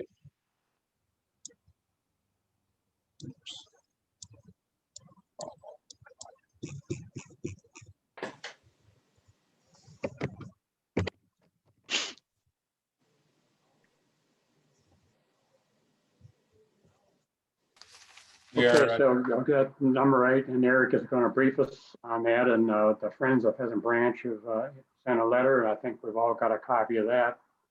So to get started and get a little structure to this presentation, I would like to make a few comments about the January 21 first letter from the Friends, where they express their concerns about the planned operation of Graver Pond. Then I'd like to have Gary explain the issue on why we're doing this and the purpose. And then have Eric Sorensen from MSA explain the plan of operation. And then have open it up to friends with Herb Garden being their spokesman to make comments. And if Mr. Ziegler is present, he could add comments too. On the issue of the increased volume of stormwater, we have seen from Graber Pond is mainly a result of extraordinary increase in precipitation that we've seen in recent years, especially in the past three, as shown in Todd Stunbeck's presentation. We had 60 inches of precip in 2018, 50 in 2019, and 45 inches in 2020. These compare with our long-term average of 34.5 that Todd showed. In addition to that, we've had an increase in the intensity of precipitation also resulting in flood peaks on Pheasant Branch. The 2018 had a recurrence level of 500 years, and 2019 we had a 20-year flood, and 2020 a 10-year flood, which is extraordinary to have flood peaks of that magnitude 3 years in a row. To help address some of the problems on Graber Pond with their outflows, the city has proposed changes, some changes. So to help reduce the stormwater, the city's planning to divert about 44 acres of water away from Graber Pond, become part of the Tribeca Village plan. And this will reduce the drainage area from 384 acres to about 340. So Gary, can you describe the reason and purpose of the Graber Pond changes that we're looking at? So what you're saying by changes, the facility that we're proposing to install? Well, no, why we're doing the project, like we talked about the other day, Right. about the boardwalk being influenced by 2000 at the 905 level, and we have to get the water below that so we could use the boardwalk. Sorry, I just wanted to clarify, you didn't mean to talk about the Tribeca changes as well, No. just the project itself. Right. So there are a couple issues out there. There's a property on the far west shore that is chronically flooded because the pond in the last number of years has been chronically high with no efficient means of drawing it down. After the 2018 flood, we rented a trash pump of sorts and used that to try to draw the pond down, but it took a very long time. And we could only get it down so far because at that end of the pond bottom is very gently sloping. So every half foot that it drops, the shoreline moves away by many, many tens of feet. And you have to go reach out further and further into the pond in order to get water to draw it out. So we've got a property that's chronically flooded, and we have a boardwalk facility that we've raised, I believe, a couple times in an attempt to keep it above water. It currently is as high as it can go without a whole other system being installed, as I understand it. So until such time as we can relocate that path onto higher ground, and we can't do that now because we don't own the land, the facility is either going to be out of commission or we need to have the pond elevation somewhat lower. So those are the two immediate concerns from a local water management. There's also some question about what will happen if lands northwest of the pond develop. There have been some discussions over the last 10 or more years. At various times, nothing has come forward specifically yet. One assumes that someday something will be proposed there, and the city can try to apply stormwater standards as strict as possible there. It seems unlikely that, though, that will keep all of the increases at bay. One might expect that Graber Pond will still see some rise in average elevation as a result of that, if I had to guess.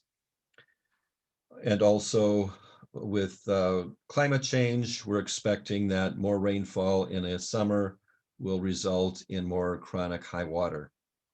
So we are putting in a system that will allow for a gravity flow down to an elevation consistent with historic normal pond elevation.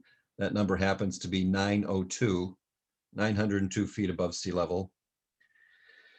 The pipe that we're putting in will have a valve that will be able to be closed, and in fact likely will be closed most of the time. After a rain, we would first let the water go through the system downstream, whether that's 6 hours later or a day and a half later. We would want the downstream system to have stopped handling excessive flow before we would open the valve and add more runoff from Graber Pond to that. So from Graber Pond, it would drain through a grassy swale into the 3-pond system at Misty Valley. Thence it would cross High Road and onto a farmer's land. Then it goes into a wetland at the west side of Pheasant Branch Road, and from there it would go on into the Conservancy and then eventually into Lake Mendota.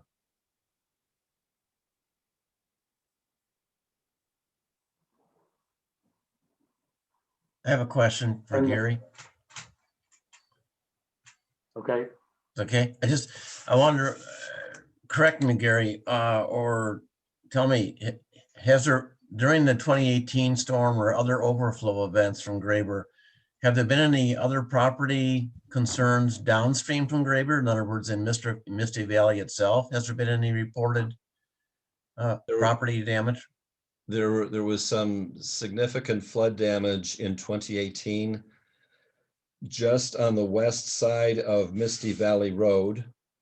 At least 2 houses, possibly 3, but from what I understand, it was 2 houses that had some pretty significant damage. Anecdotally, it was attributed to the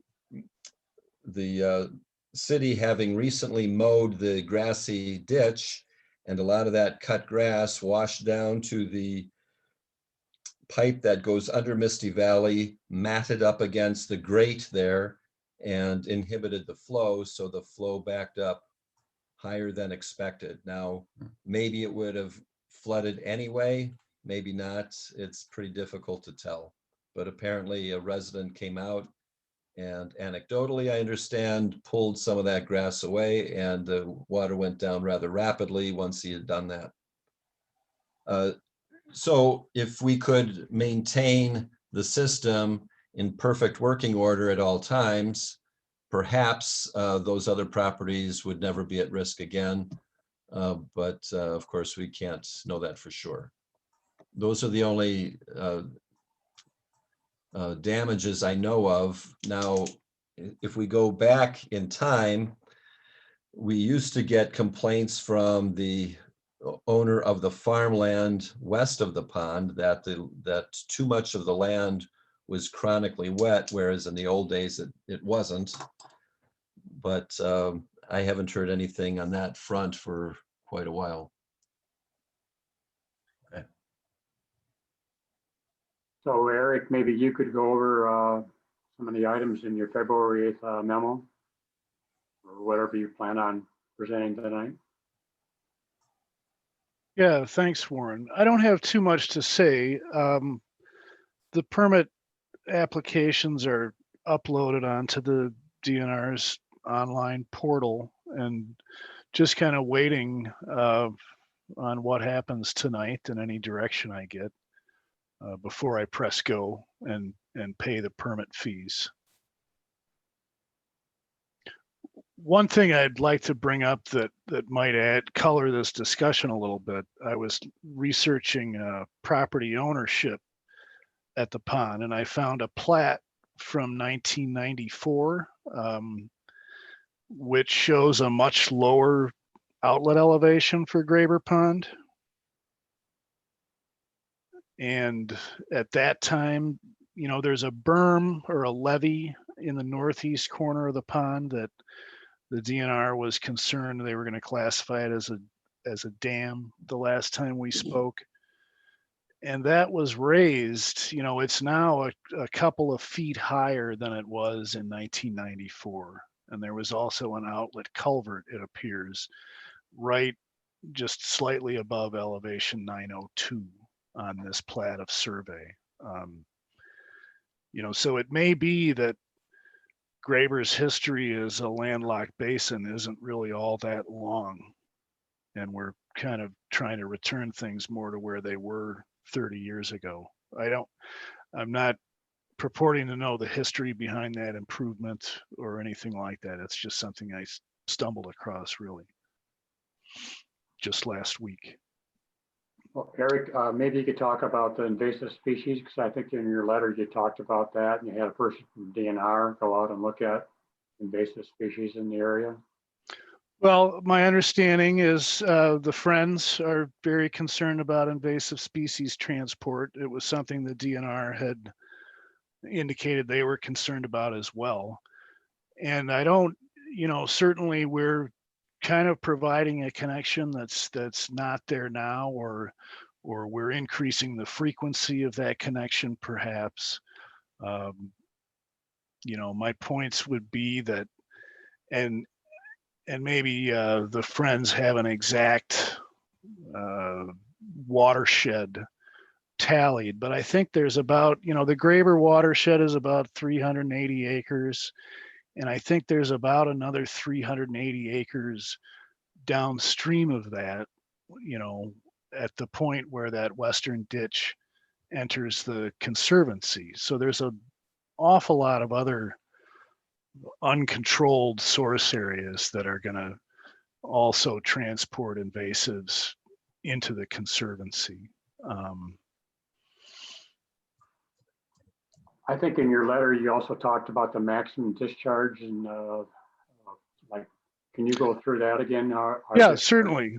So the 18-inch culvert is just, you know, it's a gravity discharge. So if we figure that the pond is at its maximum elevation before it starts overtopping, you got about 3 feet ahead over this culvert, and that's going to give you a maximum flow of about 11 CFS.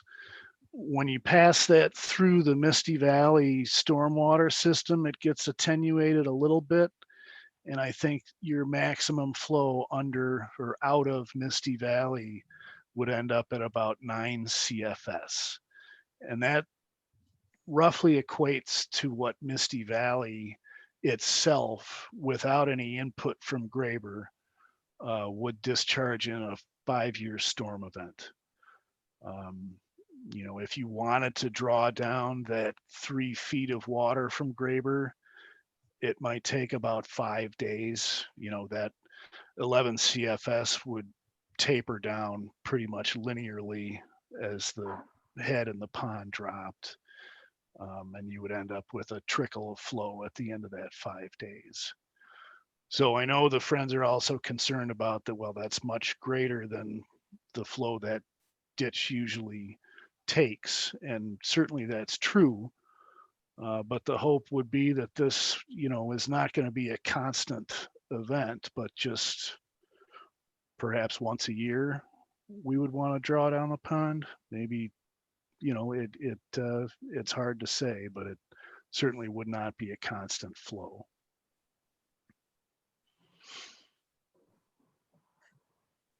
Gary, did you describe how the city's going to operate though, as far as so maybe a manual operation based on the downstream conditions?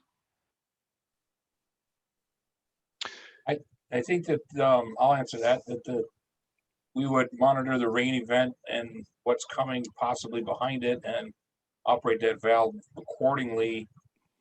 Once the rain event had discharged itself into the conservancy and possibly into the lake, we could be behind that event with any discharge that we needed to discharge. I also don't think that we need to necessarily open that valve full capacity either.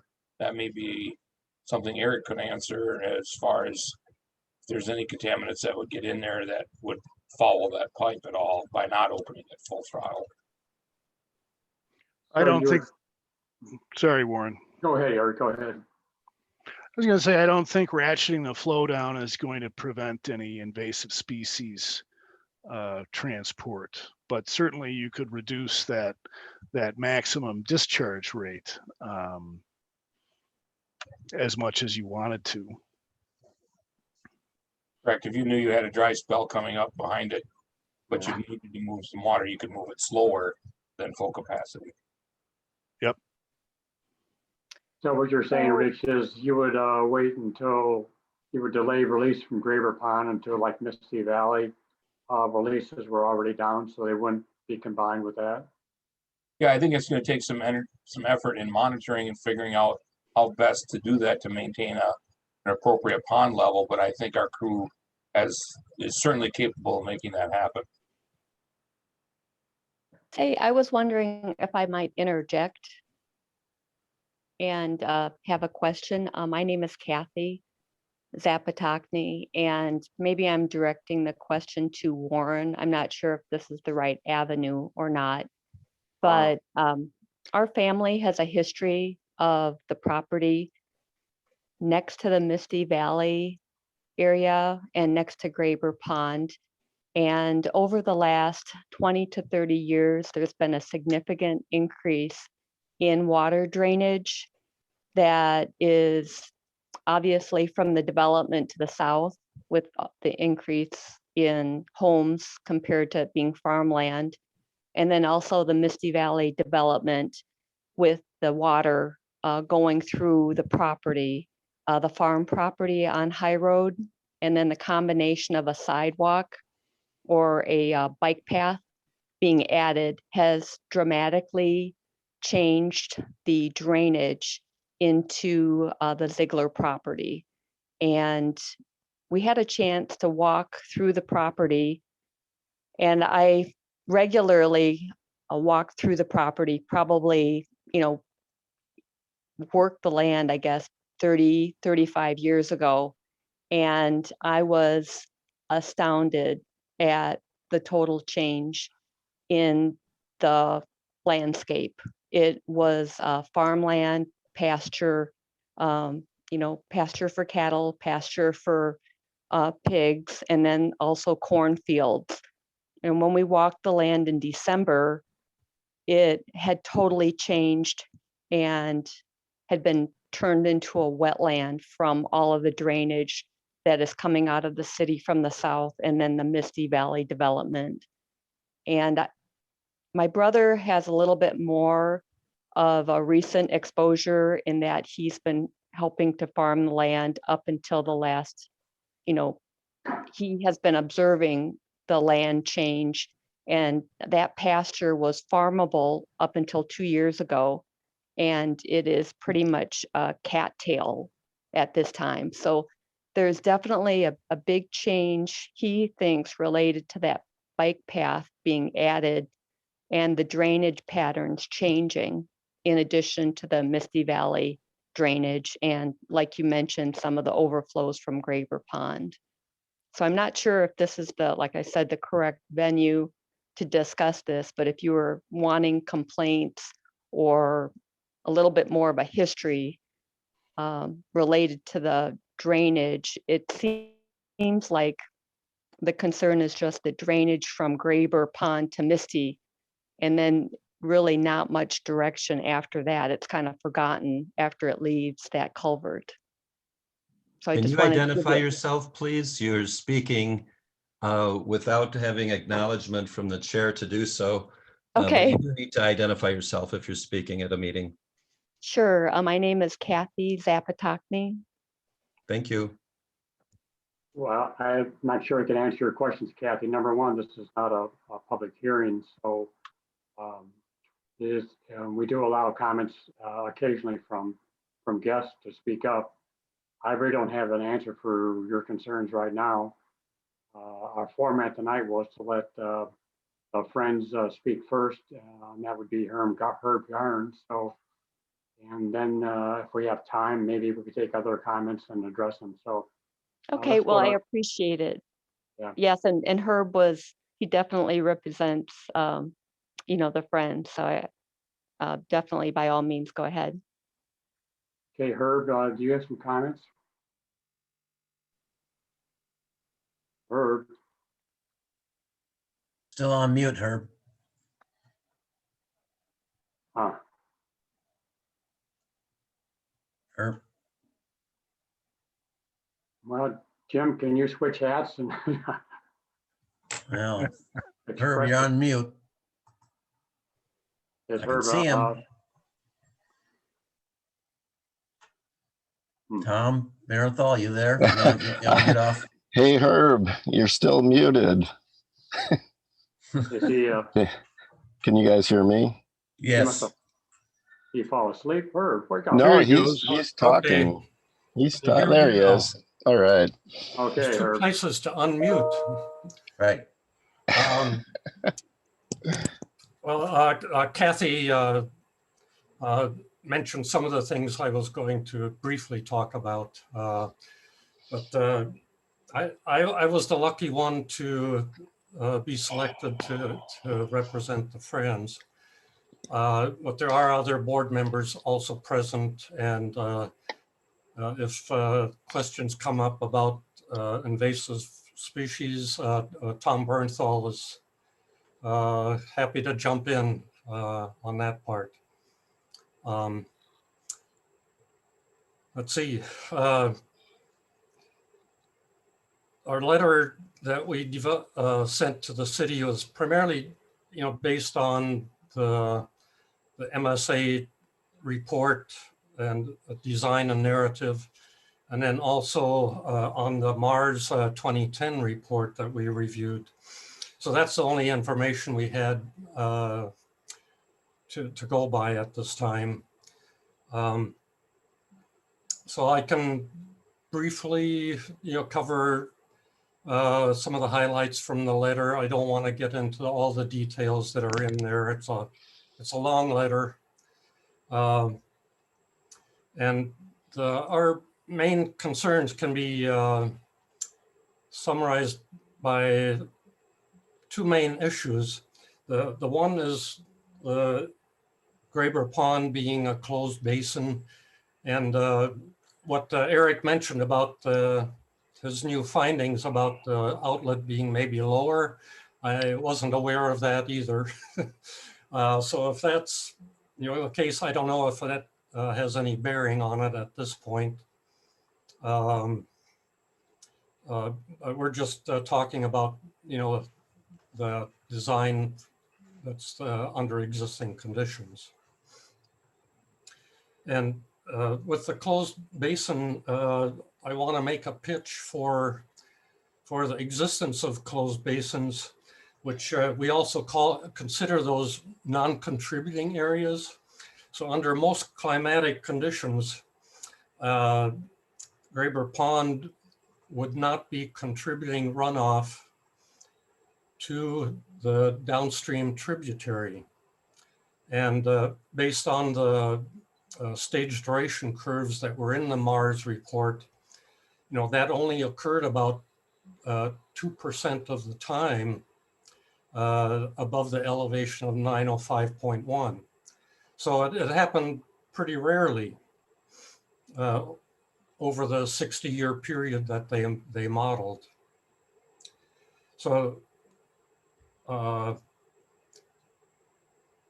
let's see. And that kind of demonstrates the importance of preserving these closed basins. And I think the original Graber Pond master plan attempted to do that with the goal of preserving the pond.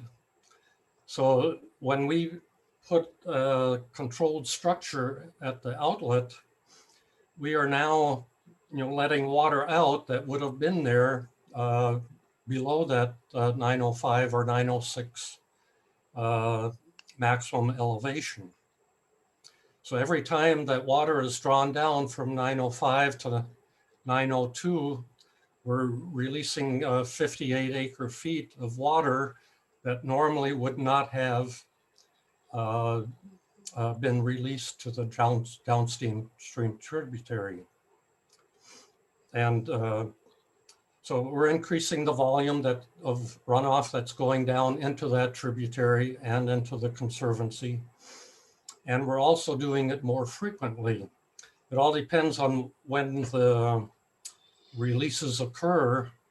If the releases started at 904 feet, that has a 10% frequency of occurrence, and down to 903 feet, that's a 26% frequency of occurrence. So it's not only going to increase the volume of water that's released, but also the frequency. Herb, if you're done, I just wanted to point out that somewhere around 93, 94, and since this map is dated 94, I'm guessing it's the latter. The farmer who was, I can't remember if he was also a Ziegler there, approached the city about constructing a berm because he was suffering chronic soggy fields from routine drainage from Graber Pond. And I was not too keyed into that site at the time. Somewhere in the early 90s, mid 90s, there was a big event, and I want to suspect 1993 is that event, where fish washed out of the pond. It got so high, washed out across the fields and ended up on the far side of High Road. Subsequent to that event, I think this chronic wet condition was being felt by the farmer. Whether any of that happened prior to that time, I don't know, but the pipe that is shown on that plat from 94 had an elevation of 902.2. How long that was there, I don't know, but not to say that the ideas you presented are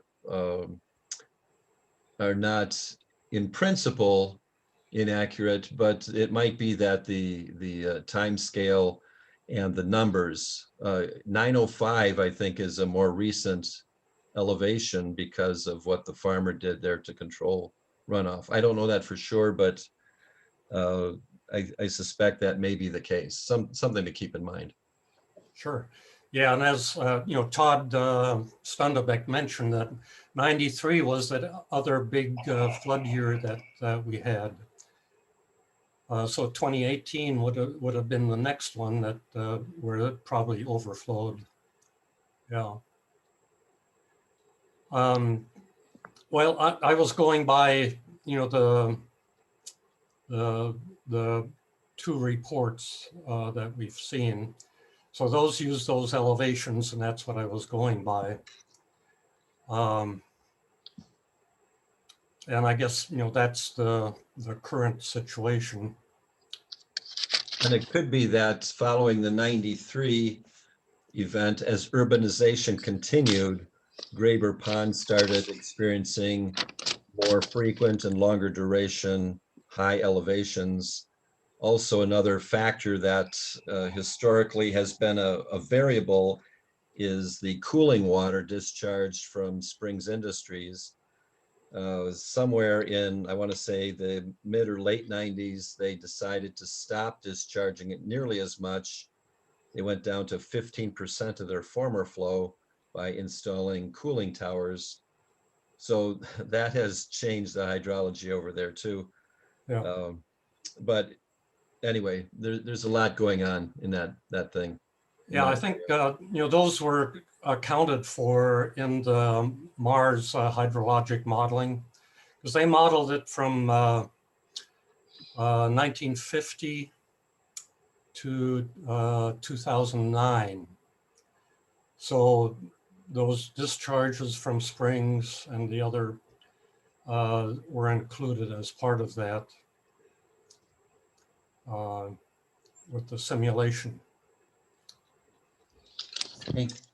Okay. Well, the point I wanted to make is that with adding the controlled outlet to the basin, we're making a more direct connection to the drainage network, so that runoff occurs more frequently and with more volume. And even the consultants' reports indicate that that's the case.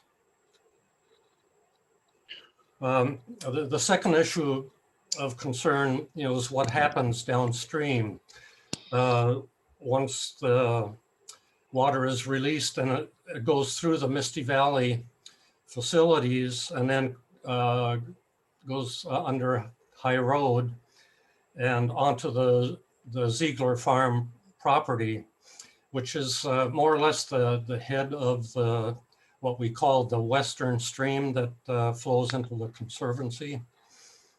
So as Kathy had mentioned, they've noticed these changes occurring to their fields and greater wetness with the discharge from the Misty Valley stormwater facilities going through there that have dramatically changed those fields that they used to farm and are now mostly reed canary grass and cattails. And then both Tom and I were allowed onto the property with the Zieglers so that we could inspect that area. There are also a couple head cuts that are developing at the top of the end of the drainage ditch that's on the farm due to this surface water coming across their fields there near High Road. So that's of concern too. So I think for the downstream impacts there, we're concerned about the water quality of Graber Pond.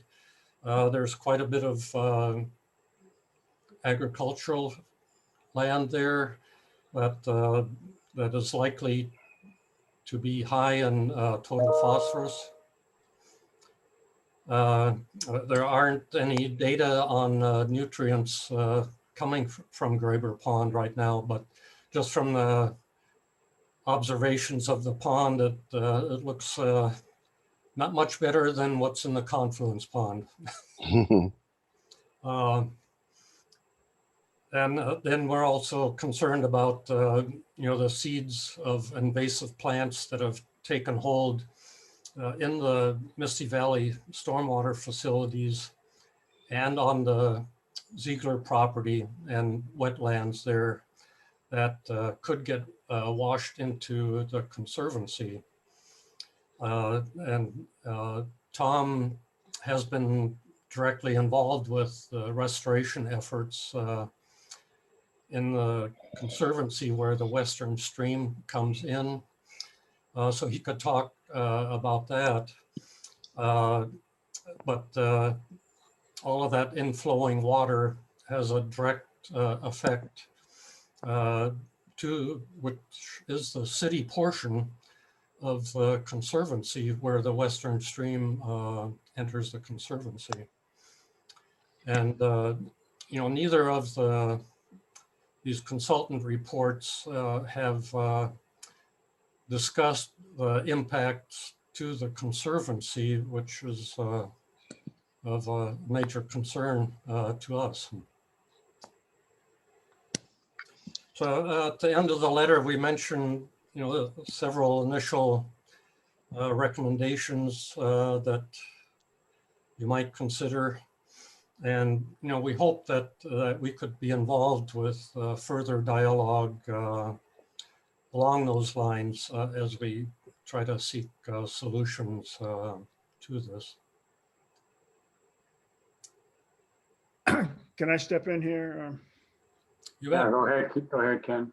Yeah, I'm very sympathetic to this. I was, I think in Arizona when some of this stuff started, and I really think we got to hold back and take another look and see if there's not a way to contain more water into the pond and not spill it for a whole variety of reasons. You know, we also, you know, it's the increased volume to the lakes, by the way. And I really think we got to look harder at this, and I don't think we have to do something right this minute. I think we could look at some alternative solutions, and one of them would be to enable the pond to hold more water. So that, I think one would have to look at what the infiltration rates are and whether or not that's feasible. So it's not a, you know, it may be something you're not going to be able to do, but I would like to see us hold back on this. To add to that, Ken, I also thought about, you know, some of these other non-contributing areas, like in your study of the 2018 flooding. I think you had looked at the Yahara watershed, and that watershed has over 30 square miles of non-contributing area. So if we decide to, you know, open these non-contributing areas to produce runoff downstream, you know, we're greatly increasing the runoff and causing problems. And that's exactly what happened with the South Fork of Pheasant Branch, where recently in Madison, that Blackhawk subdivision, which is a 1.2 square mile area that used to be closed basin, is now contributing runoff directly to the South Fork,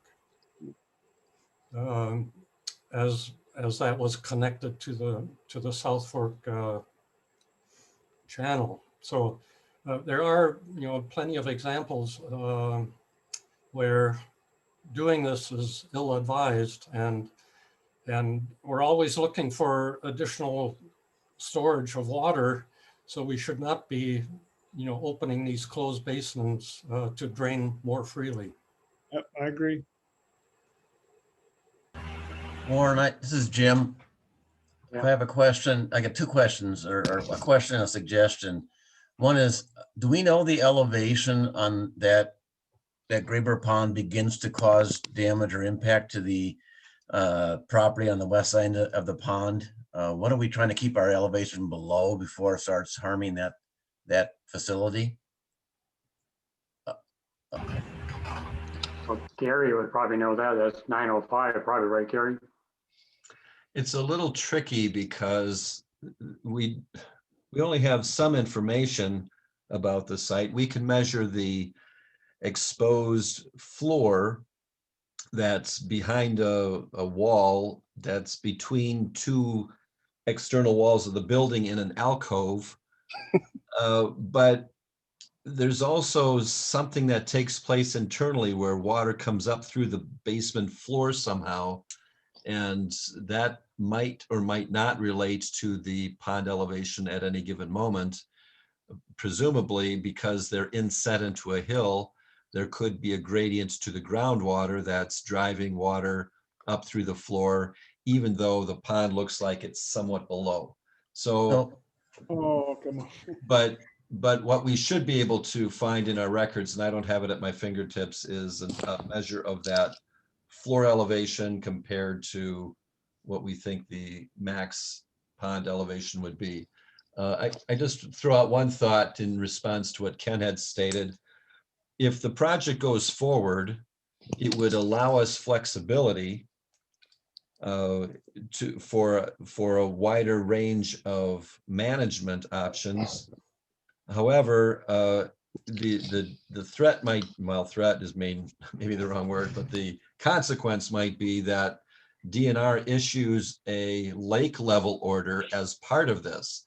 If they were to do that, then our choices for how to manage this best would be taken away. But if the pipe is there and we can live with high water most years because things aren't at risk and the pond recovers on its own, then there's no need to open that pipe. But if the pond comes way up and we have no pipe, then we don't have any options. We just have to live with the consequences. So anyway, it doesn't make the question any easier, but I'd like to finish my two questions then. So my point is, it seems to me the first or one of the important issues to figure out here is what elevation are we trying to prevent? And that seems to be driven by the property on the west side. I'm not convinced or persuaded that the boardwalk ought to be the driving factor.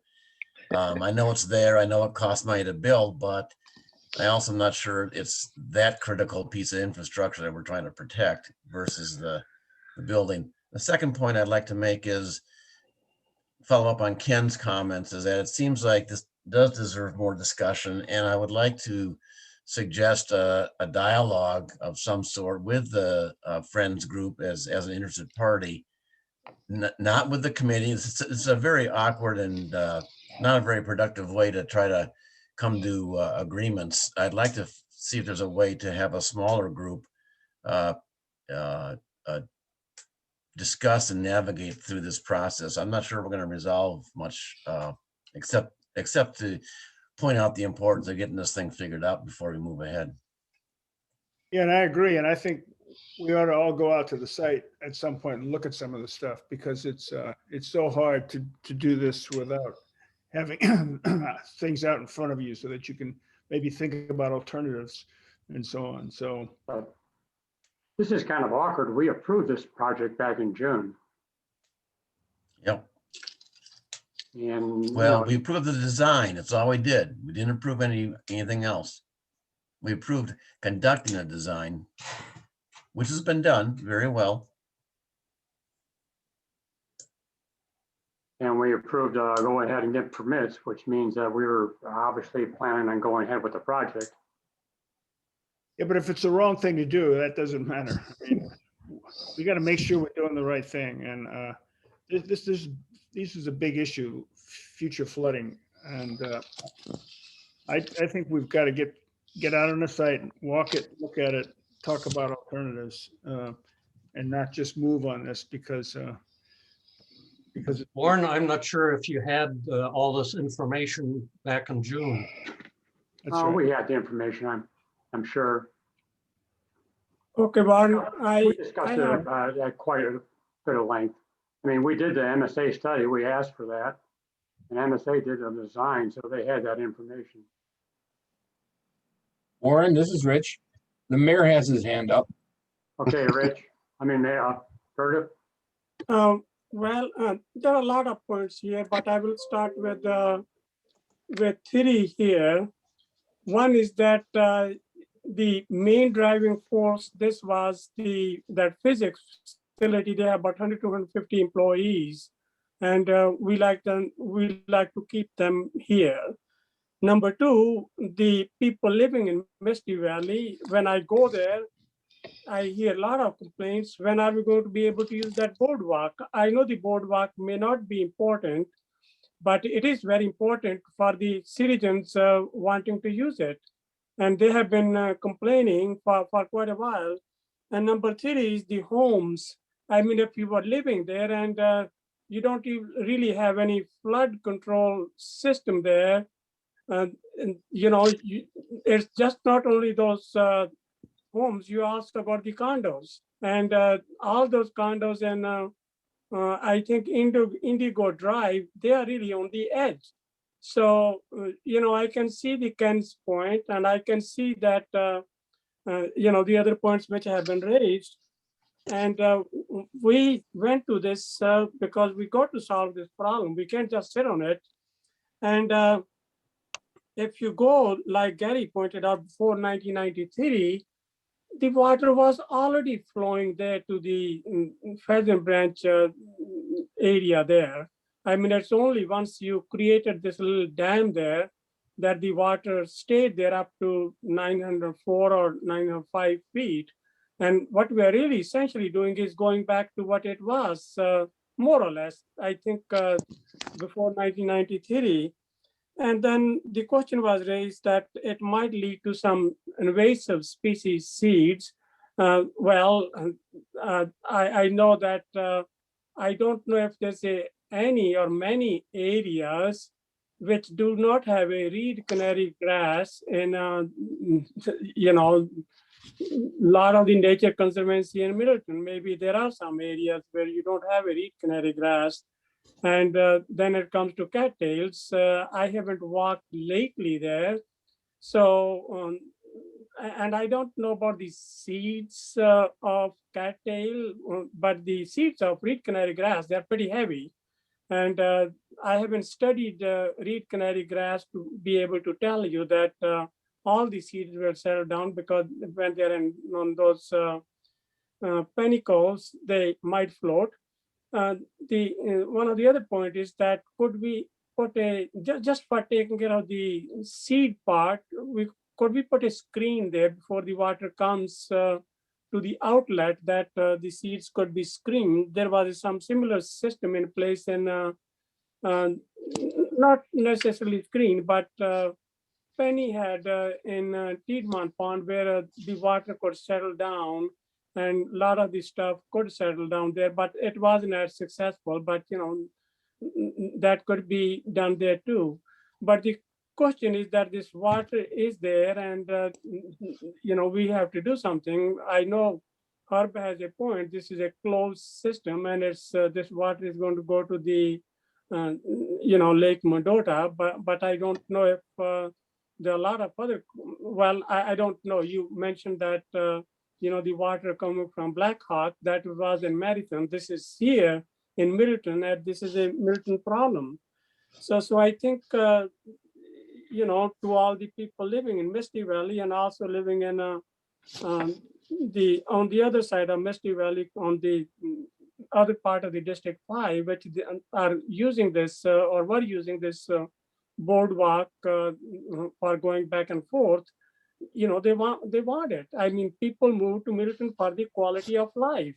So, and this is a quality of life issue, and also the people living on Indigo Street and the other people, they expect that city to do something, and so that their homes don't get flooded again. So I can see, you know, the points are there. We have to move forward. I mean, you know, we have to see that how we want to address the issues, like Ken had pointed out that, you know, we need to develop some areas where there could be a water infiltration. Maybe it is possible that we may have to do it just once, and we may not have to use it again, but we have spent a lot of time and money, and we are in the final stages of it. We have to get it done. So it just, you know, unless we want to get sued by those physics facility and some of the other homeowners here. But, you know, I'm open to option if there are some other ways to address the problem. Like, I don't remember, Herb had suggested some options. What we have to look at the options, not just not doing anything and say, you know, we're going to talk more about it. So I think, you know, the city is open to options, but something has to happen. Yeah, but one thought is, if we build a project, that doesn't mean we have to release water. It just gives us the ability in case we have a 2018 flood again, that we can. So, absolutely, I agree with you. Yeah, but once we do that, we're not going to look at another option, okay? Because you'll say we've already invested this money in this solution, so nothing else is going to work. I think we have to see whether there's a way so that that pond can hold more water, rather than letting that water go. Because if we keep doing that, we're just creating huge problems for future generations. We're just going down that path that we've been going, and they're going to curse us in the future. So how would you, what are your suggestions? We can hold more, because you can always create berms to allow higher water levels in Graber, right? And then you will have a that water going to that physics building. If you were working there as a, Could protect that. He could protect that area. Okay. well, That's you're what- talking about, We haven't looked at it. Okay. We're just, right now, we're all just, no, I've been there twice. I have looked at it. no, Maybe you haven't. no, I meant we haven't looked at it in a quantitative way. Okay. Well, I can tell you that when the boardwalk is underwater, that there's a lower part of the building is also, they have a water in there. You can rebuild a boardwalk. Okay. And me? Yeah, you could build it higher. I mean, there's. Oh, no, I know we can build the boardwalk. Well, we already raised it. I'm saying about the level in that physics building. So, but you can more or less tell, you know, I didn't make the measurements, but I've been there 2 times. I mean, I have seen that right now. I haven't gone there lately. Well, I guess the pond is frozen, but you will see in spring. Those guys are counting on us that we will solve this problem. I have talked to them multiple times, and they want the city to do something. From the Friends' point of view, we're also concerned about the future land uses within the Gray River watershed. And in the comprehensive plan, the entire watershed is almost all of it is planned for development. So this isn't just only a problem now, it's going to be much worse once there's more development within that watershed. And I agree with you. And that's where I have been pushing that we have to work with the, and I have been asking Ken as well to work with the town of Springfield, because there are areas north of the Schneider Road where working with the county, we could contain a substantial amount of water. You know, actually we have some figures now. So we are talking with some of the folks in the town there. So I think that's one area. Maybe Ken was saying one of his students did some study some time ago and identified, I don't know how many sites where you could have some retention ponds and water could be drained. So I'm all for it, because there's if we could, we are trying to find the ways, well, you already know the ponds A, B, and C, and then we have pond A2. But the best solution in the long run, I agree with you, Herb, and also with Ken, is to somehow the water infiltration in the ground so that it does not go to the Lake Mendota. And that has to happen. If you look at the in the Pheasant Branch Conservancy watershed, and watershed, which is if we deal with the watershed which is north of the Schneider Road, that will go a long way in solving some of our problems, and that's where we need to focus on. And I thought that you are putting some group together, you know, to look at some of the things which your student did, and then you had also mentioned that there was some other researcher with USGS or with the UW who had also done some work. But I don't know where that group, if they have met or if they have made any progress. Ken, did you have that group meeting? You had mentioned that, I don't remember the names now, that you know, you were going to think about how to have the water infiltration in the northern part of the Pheasant Branch watershed area. No, I haven't done anything on that recently. You know, I'm retired, so I don't have access to students right now. But there was somebody else you had mentioned that who had done some work in that. I don't remember his name. Yeah, we did do some work there, but another topic. I guess we'll allow one more comment from people outside the committee. Al, you have a question? My name's Al Ramiger. I work for the Wisconsin Department of Natural Resources as the water management specialist. Working with Eric Sorensen, you know, on this project since last spring.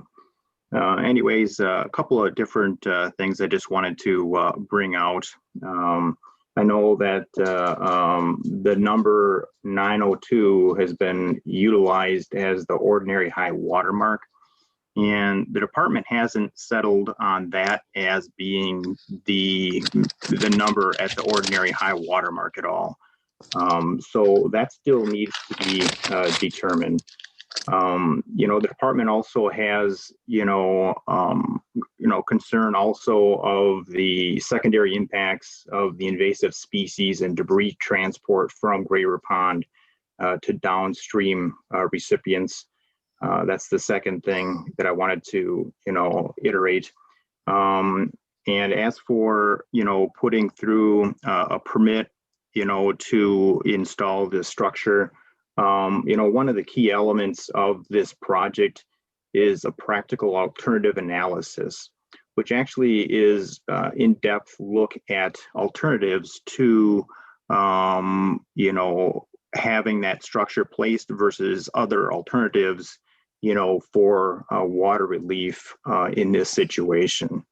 And within, in the application itself, something that we would like to see would be some type of water management plan, which would, address, the release of water, if that comes on a seasonal type basis, or, prior to predicted flooding, or, the different conditions which would, allow the city of Middleton to release water to downstream recipients. So those are some of the things that I just wanted to make point right now with some of the notes that I was taking. So Al, are you saying in order to get a permit, we have to or should do a practical alternative plan?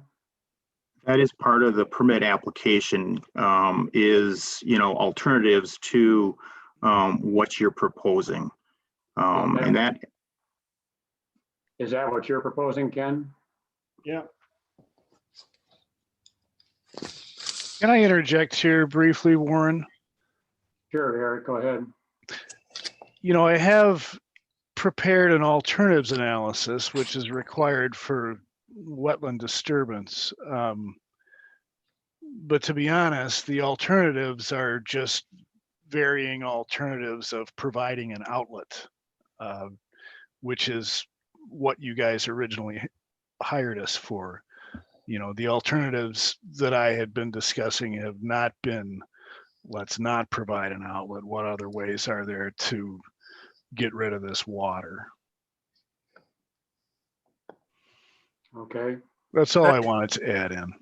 So you're talking about a more extensive one than that, right, Ken? Yeah.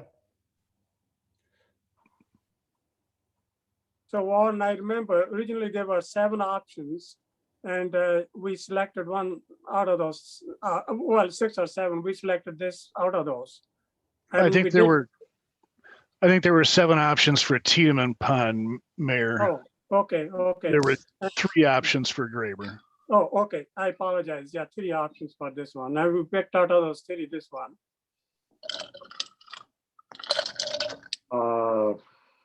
I guess I can't remember the 3 options. We didn't include an option like Ken was talking about, and increasing the height of the dam so you don't release any water.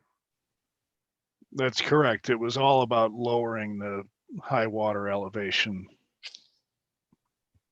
Well, where are we right now in the permitting process, Eric or Al? We submitted a permit to DNR, and Al, you're reviewing it right now, right? And No, it's all waiting to be submitted based on tonight, Warren.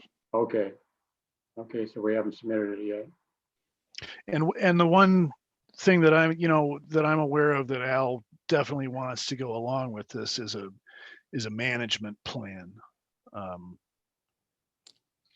When seasonally, when based on water elevation, what are the plans to when the pond would be drawn down, essentially? We and Gary and Rich just talked briefly on that, but it wasn't seasonal. Yeah, that just came up at the end of last week, and frankly, I was going to defer to the commission and city staff to, figure out how you wanted to handle that. So Ken, do you want to make a motion to do something differently? Yeah, I'd like to make a motion saying that we look at some other alternatives that wouldn't require, that would either not require the diversion of water, or which would greatly reduce the amount of water that's diverted. So Ken, could you include in your, excuse me, Ken, could you include in your motion a directive to Eric what he should be doing with the permits? Holding off for now or proceeding? Yeah, I definitely hold off on the permit, yes. Thank you.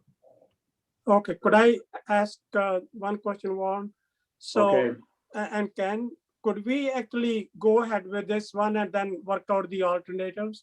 I mean, like as Warren suggested, this is something which we need to do, and we can work on the other solutions as well. Could we, I mean, that may be the best compromise. We do not have to, we will use under the situation when it's absolutely essential. That means the part of that physics building is underwater or could get in water, or some of the homes or the others could be in danger. So could we have a compromise while we are working and thinking about the other solutions? I think we raised that. Ken's response was that once we put it in, we'll use it. Yeah. Well, use it only when it's absolutely essential. That could be part of the management plan. Sure, that's probably what we would try and do. But if people were being flooded and they talked to the city, who knows what might happen. So if we had to delay it 6 months before we did it, maybe that isn't the worst alternative. Well, otherwise we could send it to the city council, I guess. I mean, we can't just, we have talked about this for a long time. This is 2.5 years since the floods. And, we got to, as a city, we have to make some decisions. Well, that's right. Our recommendation would only be, our proposal would only be a recommendation to the council for them to consider as an alternative to proceeding with this.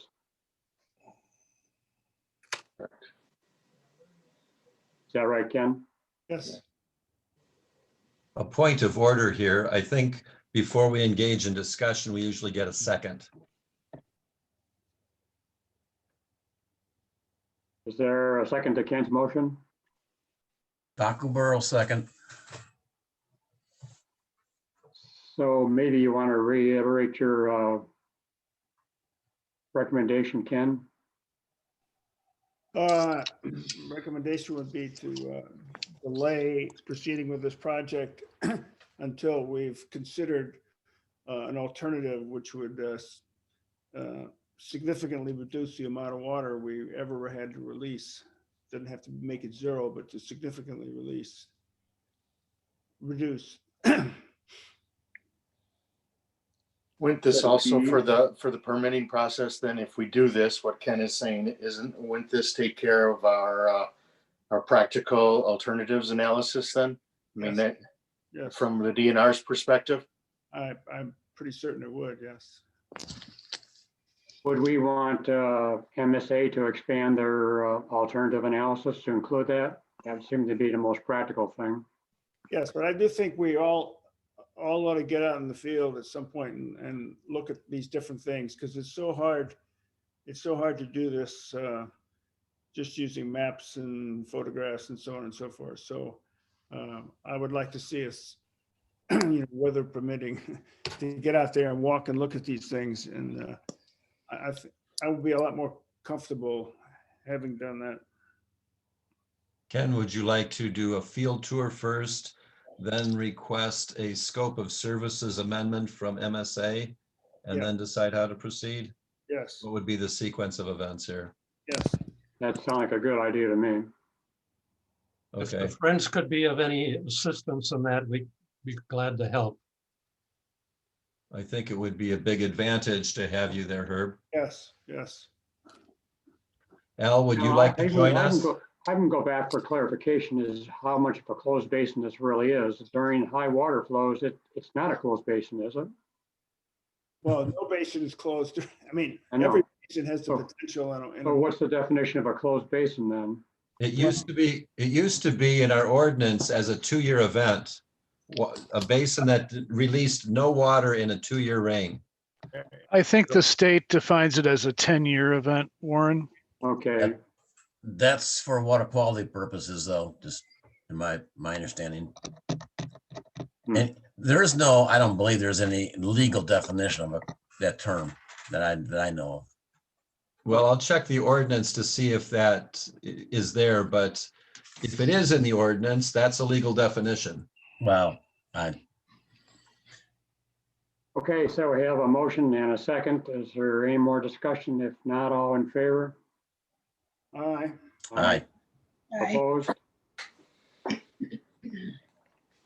Motion's carried. So Gary, you're going out with a little fanfare here. Al Ramiger would happy to join you too on that tour. Thank you. Well, Thanks, we're gonna have to Al. have some snow before we do a tour, I would guess. Yeah, probably. Or it could be late March or April before we're able to do that. Could be next week. One day of 40 degrees isn't going to do it. Okay. And well, I thank hope you. you can get the other group together, and I would like to join that one so that we can have a, better solution to our water issues. And let me know who you're putting together on that team. Now, if I got this right, this is a recommendation to the city council. They could decide to go with it or reject it, right? Is that right, Dan? Ken made the motion. Yeah, I'm just asking. It doesn't necessarily go to the council, no. It doesn't necessarily, huh? No, because it's not a, there's not a financial, requiring any action. there's not a financial impact to it. Okay, But I got, yeah. It can be put on the council. Anybody can ask for it to be put on the council schedule. Okay. That's then going to slow up the start. No. My understanding, Dan, that this isn't a recommendation to the council, and the minutes motion will reflect it that way. Well, you'll write it how? Say that again. The motion, as I understand it, is not to go to the council. It's not a motion to the council, and the motion in the minutes will reflect it that way, that it's not a recommendation to council. Part of what this motion did in my estimation is it takes care of the alternatives analysis for the permitting. So it's actually part of the project that we're already doing. I agree. That makes sense. So it does, because of that purpose, I don't believe it has to go to the council for any reason. We're just fulfilling our obligation for the permitting process and looking at other alternatives. The case where it might need to go, I guess I'm not certain of the funding source for this, but if we change the scope. If we change the scope and there's an amendment to the services, that will have to go to council. Correct, yep, that's what I was gonna say. Yep, very good, thank you. You're welcome. Hey, Rich, I want to send you my motion on Gary. So could you send me your email address? I will do that. I'm not sure I've got it. I'll probably do somewhere, but it'll make it easier if you just send it to me and then I'll forward the motion. Yeah, I'm gonna send an email to the whole committee as I'll Okay. be running these, so you'll have an updated contact for me. Or maybe Okay, so don't do the minutes until I send you that wording for that motion. I'll be working on them right away, but I won't publish them until I hear back from you. Unless you were able to copy down what I said. Oh, no, Richard doesn't write that fast. Okay. Thank you, everybody. Bye. Good job, everyone. And I can think- I hope to hear Yeah, from happy you? retirement, Gary. Thank you. Again. Yeah, Gary. Good night. Good night, everyone. Bye-bye.